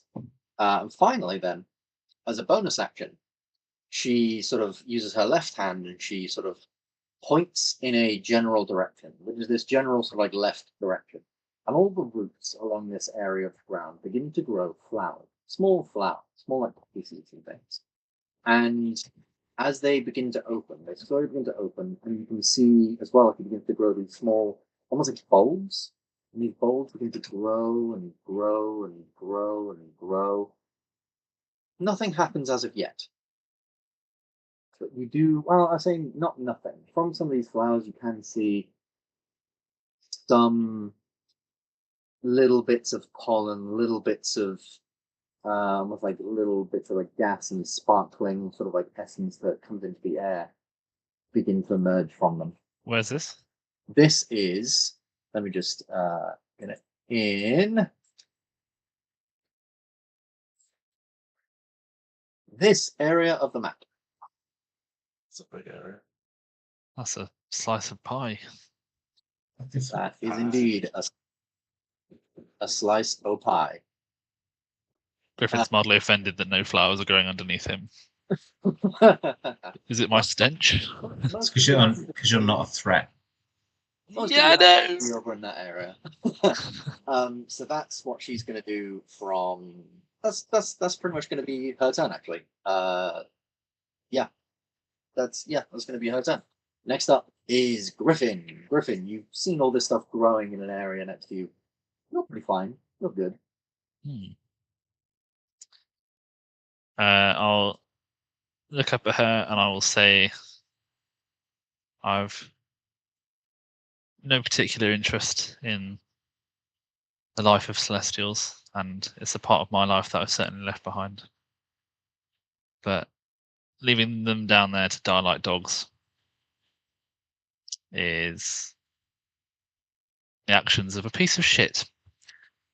And I will go to do my necrotic shroud, but instead of dark sort of spectral wings, these sort of quite angelic wings will appear from my back.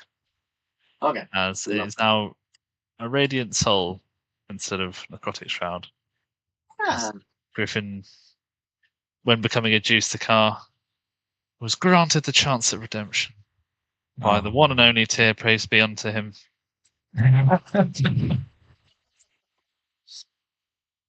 So yeah, I now have. First time I use this, I have a fly speed now, don't I? Yeah, you have a fly speed equal to your walking speed. Yeah.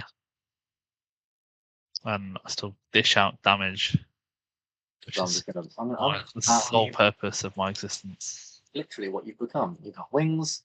You're basically an angel now. Look at that. And then I'll fly I'll go here and I'll fly 10 feet in the air. Okay. And I will Wiccan spell bonus action of Firebolt at her. Okie dokie. Roll to hit. Please be good. No. 12 as you like quicken this spell. You're almost a little bit too quick and sort of lofting yourself in the air. I've never fired mid-flight before. Yeah, and sort of like that thing of like, like with your wings, you can't just hover. You are constantly slightly going up and down, and it just whizzes over ahead, hits some of the roots way up on the wall, which like burn away, but then very quickly just regrow themselves back. That is me. Cool. Felix. I would say Felix and everyone else stood in this area as well. The ground beneath you suddenly becomes, you can smell, it becomes really, really sweet. Like, really sweet. Like, like that smell of flowers and things like that, but dialed to 15. Like an almost sickly, horrid version of that. But Felix, who's your turn? Okay. I am going to Blade Song first as a bonus action. And then I'm going to move to this side of Griffin away from the weird plants that have just emerged. And for my action, I'm going to cast Summon Draconic Spirit. Oh, that's a good one. Okie dokie. That's. And I'm going to pick a Phew. red dragon. Do you know what it is, Luke? Yeah, I'm pretty sure I have it on Nevado. Okay. Also, Glyndon used it before, so. Yeah, I don't care about No, Nevado though. Glyndon used. I think we're all talking about different spells. Glyndon Oh, used maybe. his 8th level spell, Yeah. like Conjure Dragon or whatever it is. Yeah, and then Luke, I think what you're referring to is Draconic Transformation. Oh, yeah. Ah, yes. You're right. That is a fucking cool spell. If you got the Draconic Spirit concentration is to also a keep dragon that up. spell, though, Yeah. as well as a wizard So spell, so you could have it on Nevado. You've made a dragon. Let me just Mhm. really quickly. Yeah, and I'm going to put it sort of in this vicinity here. In that vicinity there. Let me look for a dragon thing. And I'm going to do that at 6th level, by the way. Instead of 6th level. Yeah. Oh, yeah. It shares my initiative and goes immediately after me. It is a All right. large creature. It is a large creature. There is your dragon. Let me just allow you to control it. Felix. Okay. Save settings. There we go. You can now control your dragon. Okay. So that's my action and my bonus action and my action, a bit of movement. And then I'm just going to give it a command to burn the flowers and the trees. And so it's going to use its multi-attack, which means it gets to make 3 rend attacks and use its breath weapon. Fuck. 30-foot cone of fire. Okay. Which I think can get a flower and a tree. I would say to get there. Yeah. I'd say you might need to bring it back like here. But yes, from there, I would say yes. I think it's like Because then you 10, get 20, 30, 5, 10, 15, 20, 25. Yeah, it's 30 feet to both. I'll say you deal half damage to the tree because you're not really getting it from that thing because it goes from the corner of it, right? Wait, yeah, from there, from that corner, you wouldn't be hitting the tree. You'd be hitting like there. 5, 10. Alright, I will. Seeing as I don't know what the fires do, I will stick it there and just fully get the tree. So the tree, I'm guessing, Alright. can't make a dex save, so it takes Trees cannot make dex saves. 10 fire damage, Okay. and then I'll have him move up to the tree and make 3 rend attacks. Okie dokie. So plus 10 to each of these. So a 24, a 23, and a 23 to hit a tree. 24, 23, and 23 will hit a tree, yes. So 1d6 plus 4 each. So 3d6 plus 12. 26. And that is piercing damage on the rend attacks to the tree. So 10 Piercing fire damage. damage and 26 piercing damage to a tree. Alright. The tree is resistant to piercing damage. So Is it vulnerable to half- fire?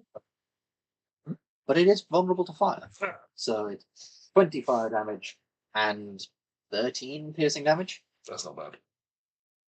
Also, 33 damage to a tree. The tree still appears to be up, but it's a tree. It's burning. It is slowly burning. Cool. If that is everything on your turn. That is me. I've summoned a dragon and it's attacked a tree. Cool.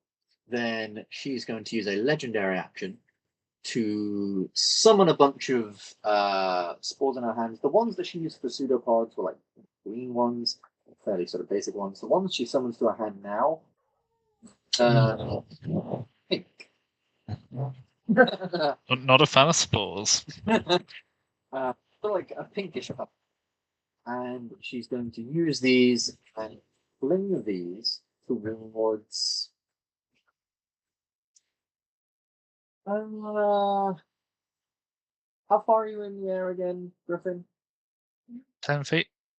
10 feet. So. Nah, that won't work. So yeah, she's going to do it against you two. So she's going to fling these towards Galahad. Of course. And Galahad make a wisdom saving throw. Oh, wise Galahad. Hmm. Oh, wise 16. Galahad. 16 is sadly not enough. So you are going to take 5 points of poison. And can you make me a melee attack? Your sword. No. Sorry, not poison. Sorry, not poison damage. Psychic damage. What's Damien's AC? It's like 25. I actually think it's 17. I'm just getting out. Oh, think it's it might- 16. 16. So you, as this sort of spore sort of envelops, and this cast develops, and you suddenly just get really, really mad. So blindingly mad that anyone, anywhere around you is a threat. And you look to Damien, he is suddenly a threat. And you just swing your sword out and just manage to slash between the plates of your armor and roll damage for me.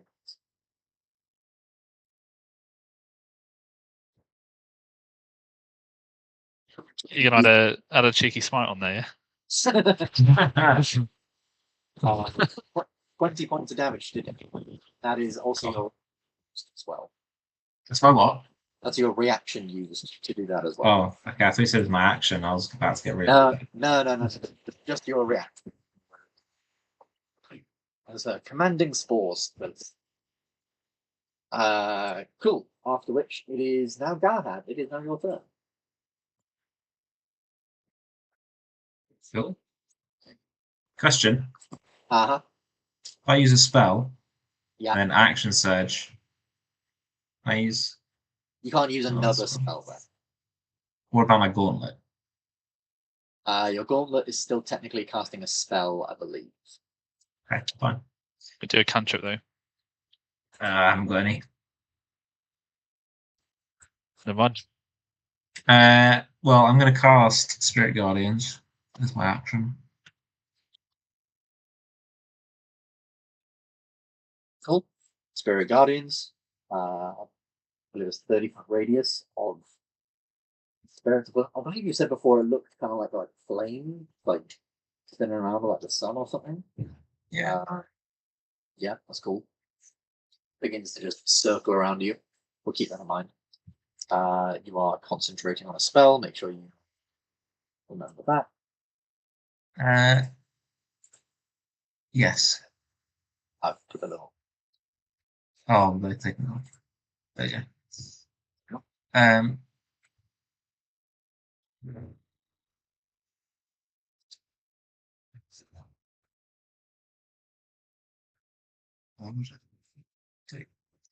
I attack the tree? With an action surge? With an action surge, yeah, you can run up to the tree and attack it. Is it worth it? Yeah, why not? Are you attacking the tree person or are you attacking the tree? The tree person. Tree person. Well, 24 does hit. 20 damage. 20 points of damage to the tree person. Very, very nice. Because yeah, you run up to this thing, and it's you almost get the sense that it's like still sort of in the process of learning what it is, and you just slash across its chest, and it sort of like gets hit, slowly sort of looks back to you. And there's just Do I get my other attack? breath. You do still get your other attack, yes. With action surge, basically like having a whole other action. Yeah, Jesus Christ. Another 18 damage onto there.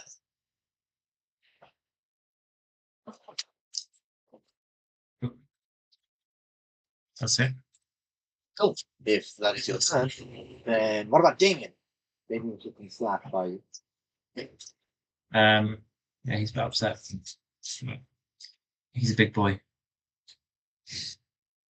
Bro wonders why you're training him midway through a fight with an actual boss. It's for preparedness. Exactly. He's gonna attack the tree. If he was Guy. more prepared, then he would have seen that Killian had got him. Exactly. Constant vigilance. Tree guy, alright. 12, sadly doesn't hit, but you still get 2 attacks. There you go, 23. 23 does hit. He gets another attack. 9. There you go. 24. Take 21. That's,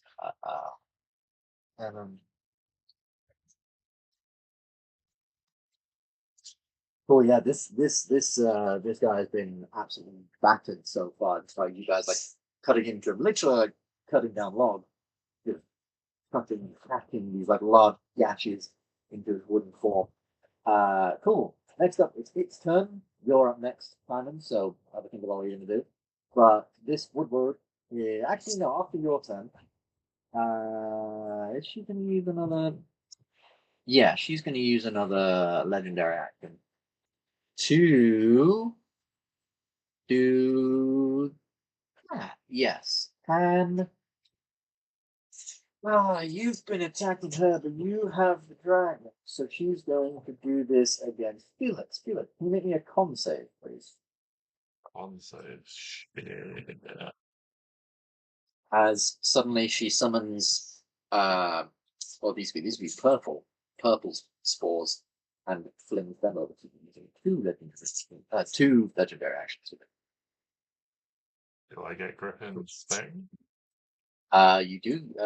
You're within. Well, you're 10 feet in the air, Griffin.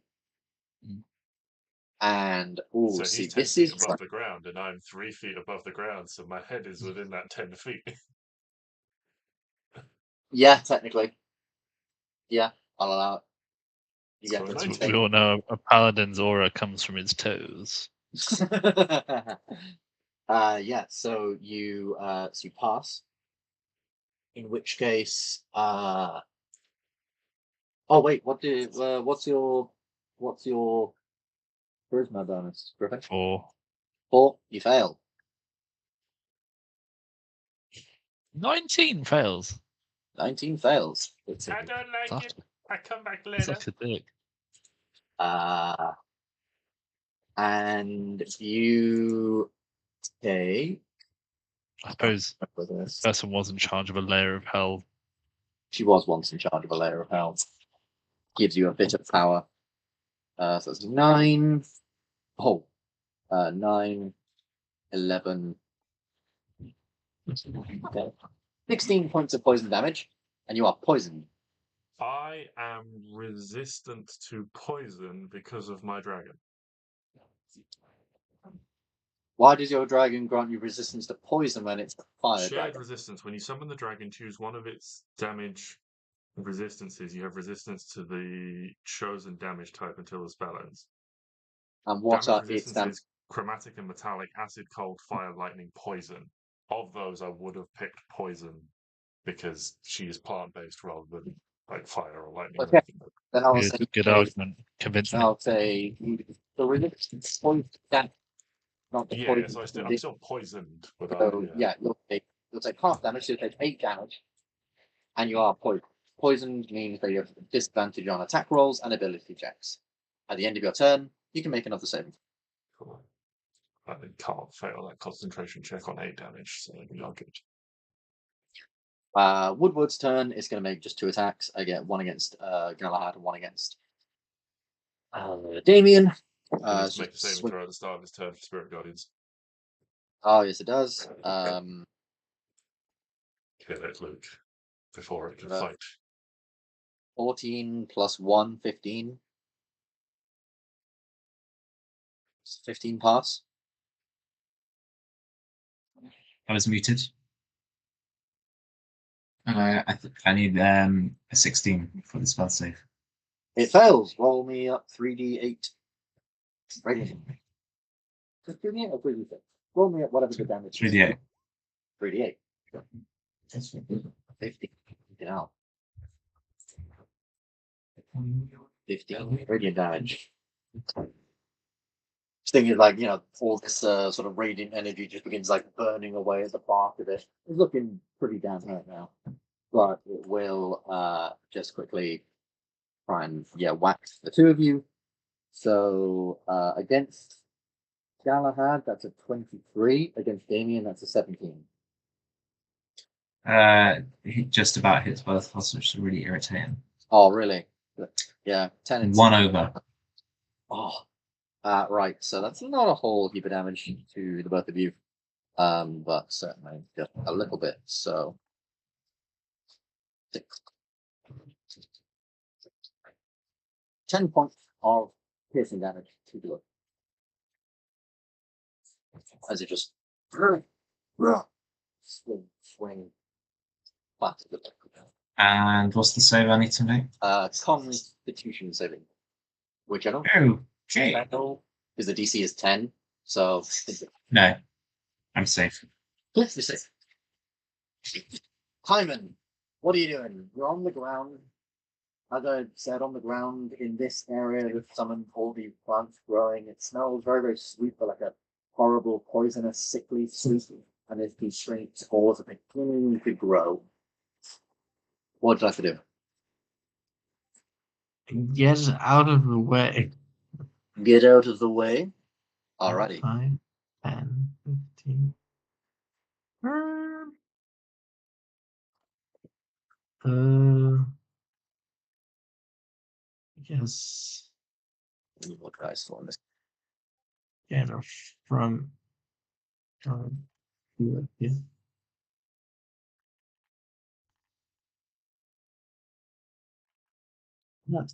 And wait, what? Do I lose anything from having to get up first? Get up? No, you don't. Get up. You're. I thought I was on the floor. No. I mean, you could have sat down if you wanted to. It was very on brand for Kyman. Just, I'm bored. I'm gonna sit down. Oh wait, what's the? Wait, no. Okay. Good old actually fire, right?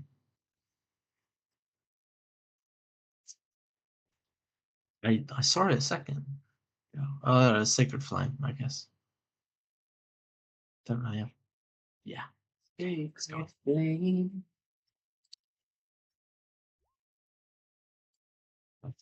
That ain't gonna do it.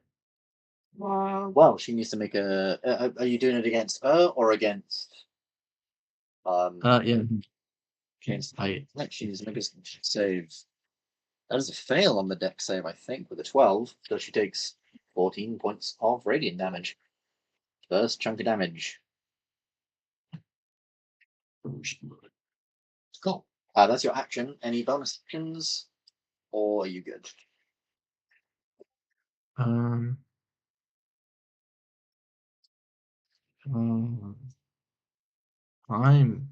good. Yeah, I don't see anything. Cool. Layer action. She's going to summon another boy. And this boy is going to be summoned in front of this dragon. Because is it realistically, is this these boys like she's smart. She knows that this is a fucking dragon. Summoned dragon as well. And the boy over there is very very in pain, but that might not matter soon. So yeah, fuck it. She'll summon a boy just here. What was your spell attack against her? It was against her. Did she pass? She did not. Okay. She got a 12. So, player action, another one of these sort of strange creatures crawls out from the tree. And then it comes around to her turn. So, at the beginning of her turn, plants and things that have been growing and growing finally finish. And the bulbs that have been slowly once, suddenly everything just, and this whole area just is flooded with poisonous gas. This entire cone of area is flooded with poisonous gas. Galahad and Damien, can I get you both to make me Constitution saving throws?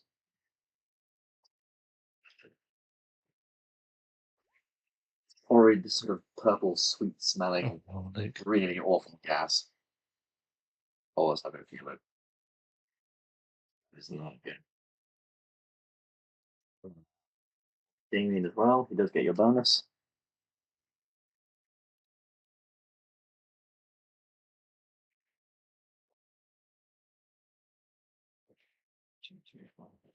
Thanks. Right. So you take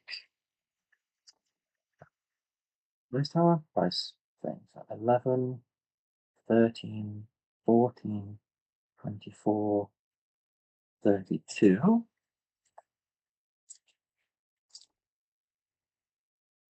33, 35, 45, 49, 53, 59. You take 59 points of poison damage. Galahad's resistant to poison, isn't he? I've been alive so long.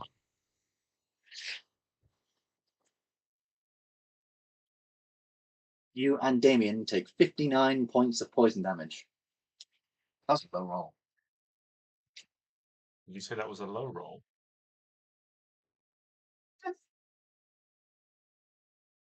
Now wipe that smug look off your face. I'm sorry. Yeah, suddenly this area just floods with this horrible poisonous gas. But as this place, What have we learnt today, children? Don't stay in the green zone. With poisonous gas, the rest of you would see the flowers shine with. That's why you're not listening to me, because I muted myself. It's getting very frustrated. You suddenly see the flowers begin to shine with sort of luminous light. And this light stretches down the stems, roots. Can I get some clarity? Yes. Damien passes, right? Because he got 15 plus my bonus. Your bonus is +3? Yeah. No, he fails. Oh, get in the bin. Felix just failed on a 20, Luke, so just a reference point for your future. It's not good. I failed a 19, so 20 might be what we're looking for. It might be 21. Might be higher. Yeah, you failed 19, didn't you? Yeah. Which is why you're my best friend now.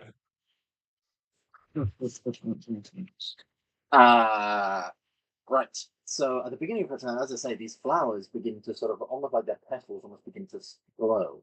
And this glow travels down the stems into the roots and begins to, and these roots will like travel to her, and she heals. Now, at this point, I'm going to say that everyone except for Galahad, because you're currently in a big cloud of poisonous smoke, can make a nature check. To sort of try and guess how much it might be. Hyman, you got nothing. You just look towards this gas and go, oh, ouch. But to the Felix and Griffin, you think she is now, like, all that damage that you did, she's fine. And I would say with that, you must guess that it must be from just like one flower. Must be pretty good. She gets at least 20 health from each flower. Oh, the big flowers. The big flowers around the room. Okay. At least 20 health from each one. All right. At least.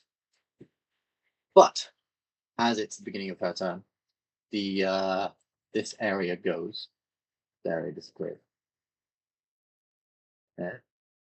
Well, that's because that's on that there.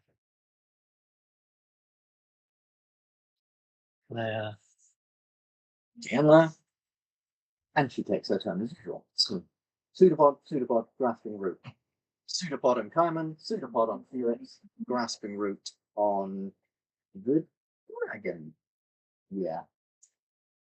So pseudopod on.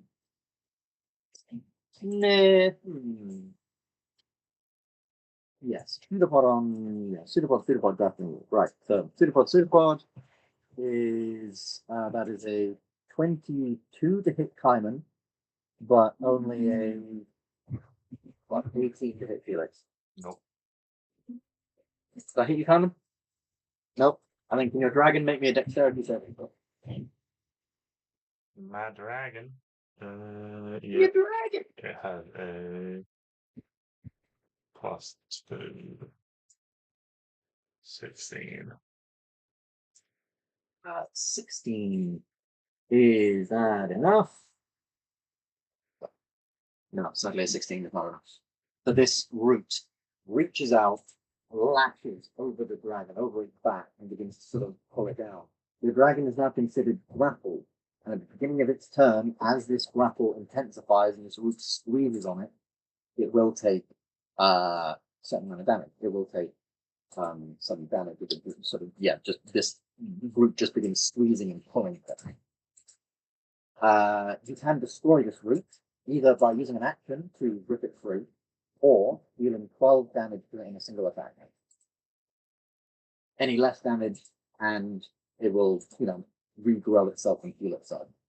12 damage, single attack, or make a athletic check to rip it off yourself. It's an action. So dragon is now, and now you somewhat see the crux of this fight, in that he is creating areas that get poisoned and is trying to trap you in. Sort of. That is her turn, except for the fact that he then, of the bonus action, designates another area. And that area, right surprise, is going to be this one. One that you've all kindly stepped into. To the left, to the left. But technically it's the right. No, I'll be moving to the left. Yeah. Cool. That is then her turn. Griffin, what you up to, my boy? Oh, I'm going to move to the left. 5, 10, Over to the left. 15. Still airborne. And this big yellow flower, I'm going to fireball it. Am I going to fireball it? Yeah, I'll fireball it. Fuck it. Fireball. All right. Give me a dex save, you stupid plant. Plants can't make dex saves. That's what I thought. 31. 31 is very, very good for a fireball. This plant, this is a flower. Flowers aren't technically flammable. So this isn't vulnerable to fire damage. I mean, Fire damage. Flowers Ben. aren't flammable. have you ever put a flower in some flame? I mean, What happened? yeah, obviously, if you take a flower, put it in fire, it will eventually burn, but so will your finger. So will. It'll all wilt up. It'll all just. Yeah. Because they are like. This is like a fresh, still alive flower. It's not like flammable like wood is flammable, you know? Wood is flammable. Nah, behave. Wood's not flammable. It's not like that flammable. This thing doesn't have vulnerability to fire damage, the trees do. But still, 31 damage is still very, very good. The flower seems still to be up, but it's certainly looking withered. A lot of the petals sort of have been blown away from it. Cool. Which one was it? That was the orange one on the left, right? I'll call that yellow. Oh, yellow. Same difference. Cool. And then what else can we try and do to make everyone's lives better?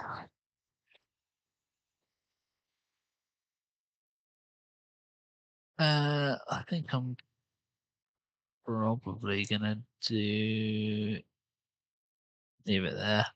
Yep. Leave it there. All right. Next up is Felix. Felix, what you got in the locker? Okay. Oh. How wilted does it look off the back of that? Sorry. Pardon? How wilted does the flower look off the back of that? Pretty wilted. At least 3/5 wilted. Okay. Okay.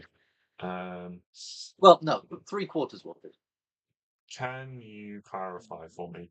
The vine, you said it can be broken by a single attack. Is that like if you deal is that if I've got multi-attack and one strike deals less than 12 and the other strike then makes it more than 12, does that count? No, it needs to be one single attack, one single swipe. It needs to deal 12 damage, or it needs to use its action to break free. Is that a check to break free? Yes. A check to break free, that is an athletics check. Okay. DC 17 for this. Okay. Right. I am. Oh, beginning of its turn, it will take some damage. So you figure out what you're doing. But yeah. Okay. So yeah. I'm gonna move over by Griffin. I'm gonna Giant's Might. So I'm gonna go big as a bonus action, and then I am going to cast Fireball myself. And I am going to aim it in this vicinity over here, hoping to hit the flower, the tree, the woad, and my dragon to clip the vines on it. Because it's got 20-foot radius here. I'm expecting the dragon to take the fire damage. I'm not trying to place it so precisely that. But if No, that's fair. I'm just trying to think because I don't think it specifically says. Let me just get where I took this. I don't think it specifically says anything about like AOE attacks destroying it or dealing damage to it. So let me just clarify what the book says. It is, as you said, it is a wooden No, vine. it is. It's a non-flammable wooden vine. It is a vine that is being attacked, and you are dealing a certain amount of damage to it. So,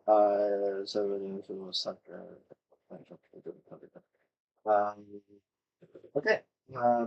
Yes, if you deal 12 or more points of damage to it, it will be destroyed.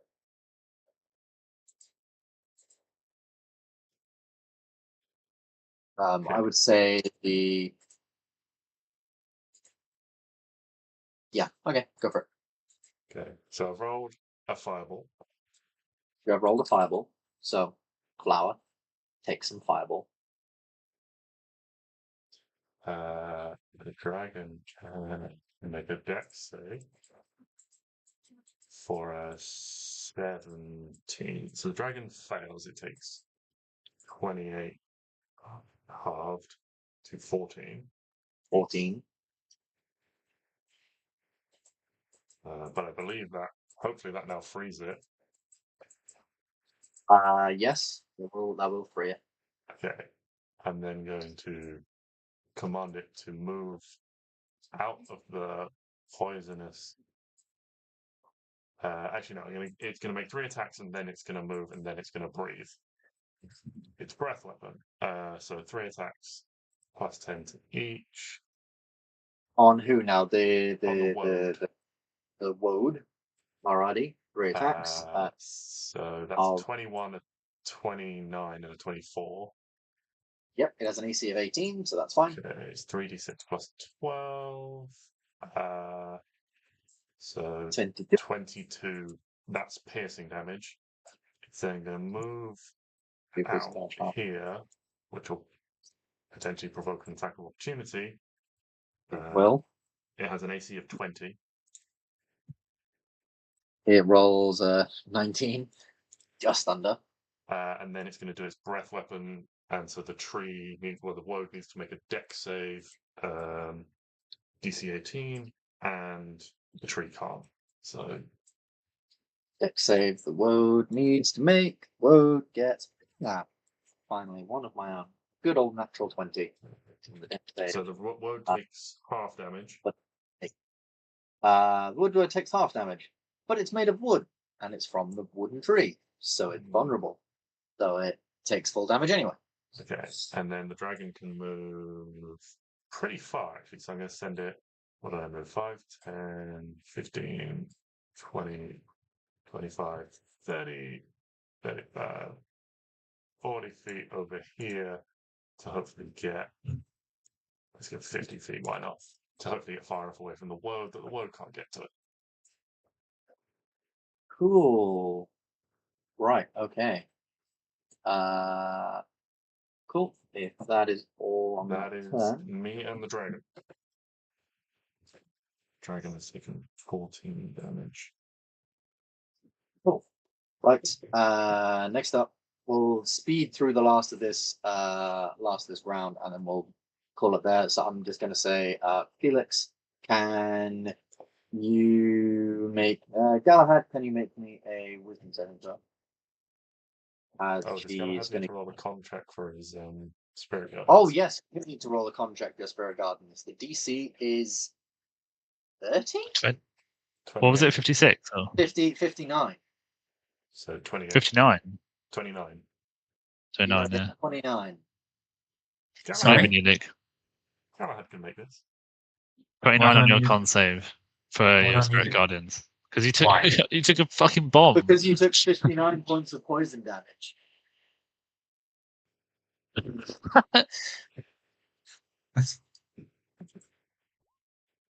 Oh, good effort. That is a fucking good effort, to be fair. But unfortunately, yeah, not quite enough. Your spirit guardians fades. Seems to leave the circle. That's got to be the highest con save target we've ever had. Oh yeah, that is certainly the highest con save target. If we've had anything close, we've just got it's not possible. Galahad wouldn't have had the potential to make that. Yeah. All right. So that was Felix's turn. Wisdom saving throw from. I'm actually going to say no. Wisdom saving throw from Felix. Because he's doing all sorts of stuff with the dragon. He doesn't like. So instead, wisdom saving throw from Felix. Is this magic? This is technically a magical plant. So yeah. Technically of a magical nature. Griffin. You're +4.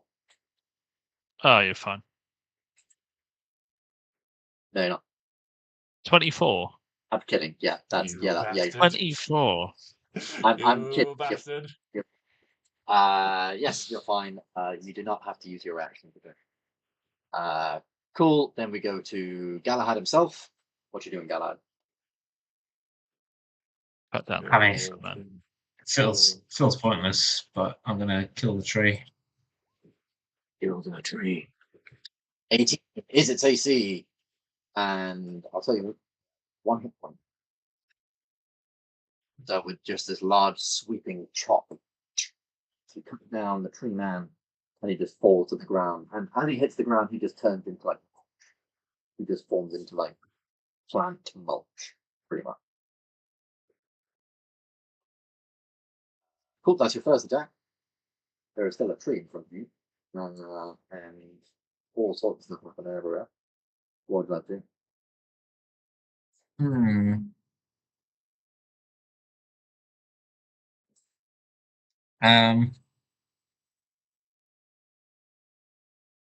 Think about what you want to do, Kaiman. Your turn is a little bit.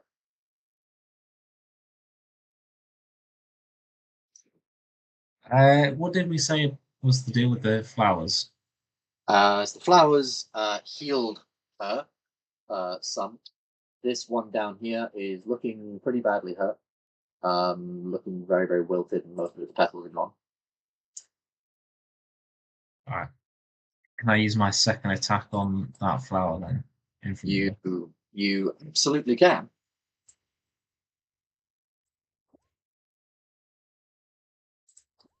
Cool. 19 does hit. As you strike this thing with a weapon attack within 5 feet, can you make me another con save, please? Sure. You've had a rough 2 minutes. You have a rough 2 minutes. On the bright side, that is enough to destroy the flower. I think it's just literally on the front, just enough damage to destroy the flower. A 20 passes for these flowers. I think. Let me check my notes. Yeah, it's part of the natural environs. So a 20 passes. The 20 saves against her. You slash. You sort of slash this flower, and just before it dies, what petals are left grow this really bright orange, really, really bright orange, almost blinding. But you manage to sort of shut your eyes and cover yourself before your blade sort of, takes the rest of the stem off, and it just falls wilts, and just sort of forms much at the bottom of it. Now, Damien, for his turn. Yeah. He can use Hellish Rebuke once a day. Yeah. Would you say him getting damaged by that gas bomb? I believe Hellish Rebuke says when you're hit by an attack. I mean, I would argue she was attacking us. Actually, no. You probably feels pretty attacked. No, so you point your being damaged by a creature within 60 feet of you.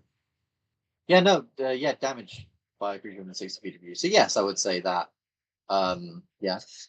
Cool. He's gonna second level Hellish Rebuke on him.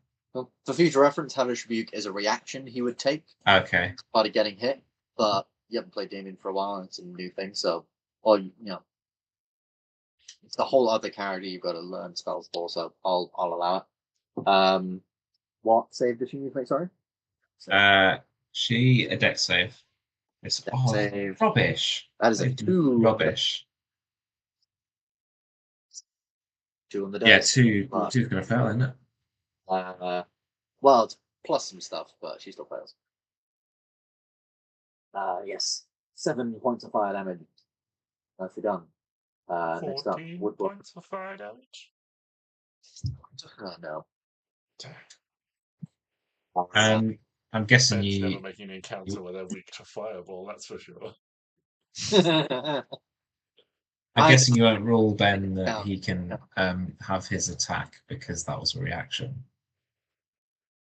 Yes, I will say that he can have his attacks. That's weird.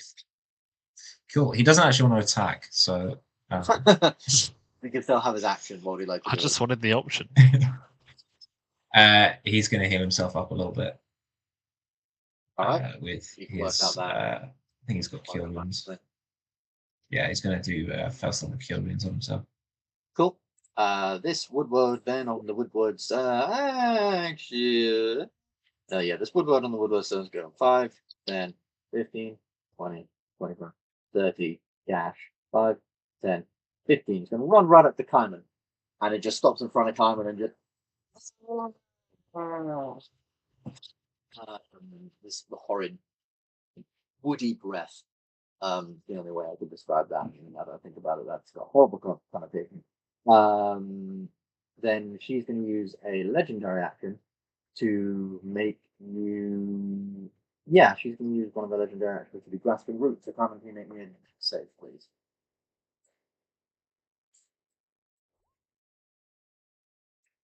17. It does not pass. A root reaches up from the ground, and you are grappled. Good sir. Yeah, I wasn't going anywhere. What? You're gonna sit there in the fucking poison? Jesus Christ. Alright. He's only taken 50 odd falling damage. He feels invincible. So, Kaiman, you are now grappled. At the beginning of your turn, you're going to take a little bit of damage as this root squeezes you, but what are you going to do? To this little wood fella that ran up to me, I'm gonna go.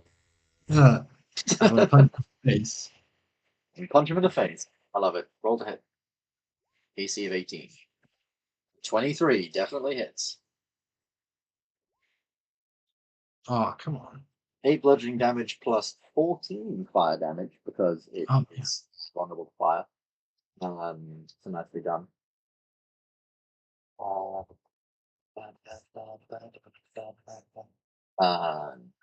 Wait, is this thing resistant? Is it just piercing? Yeah, resistant to bludgeoning and piercing. So sadly, it's resistant to bludgeoning now. So it's 3, then 14. That's 10. Sweet. Clunk this thing straight across the face. It sort of like spins around briefly, but manages to regain control of itself. You, in fact, take 15 points of bludgeoning damage at the beginning of your turn, Simon, for being restrained by this vine. It's like crushing your leg, literally like crushing and almost trying to twist your leg out of place, like out of like your hips. It's really horrible. 15 points of damage there. Is that everything on your turn, Simon? Yeah, I can't do anything. And you can't move. Cool. Yeah. In which case, we're going to call the session there before, well, we all know what's going to happen at the beginning of this session. Kaiman's going to take even more damage. Because Kaiman. Who else but Kaiman? Indeed. Yes, but I'm certainly looking forward to it. I hope you all are too. Thought a little bit of different for this boss fight. Wanted to try something new and something quite exciting and different than just run up to a thing and whack it a couple of times. Really, it's a different thing. It's like the cost before you can run up to the main thing. And I thought it'd make a very video game. Yeah. Hope you all enjoyed the session. Any critiques on notes or anything like that, let me know. And yeah. Speak to you guys next week.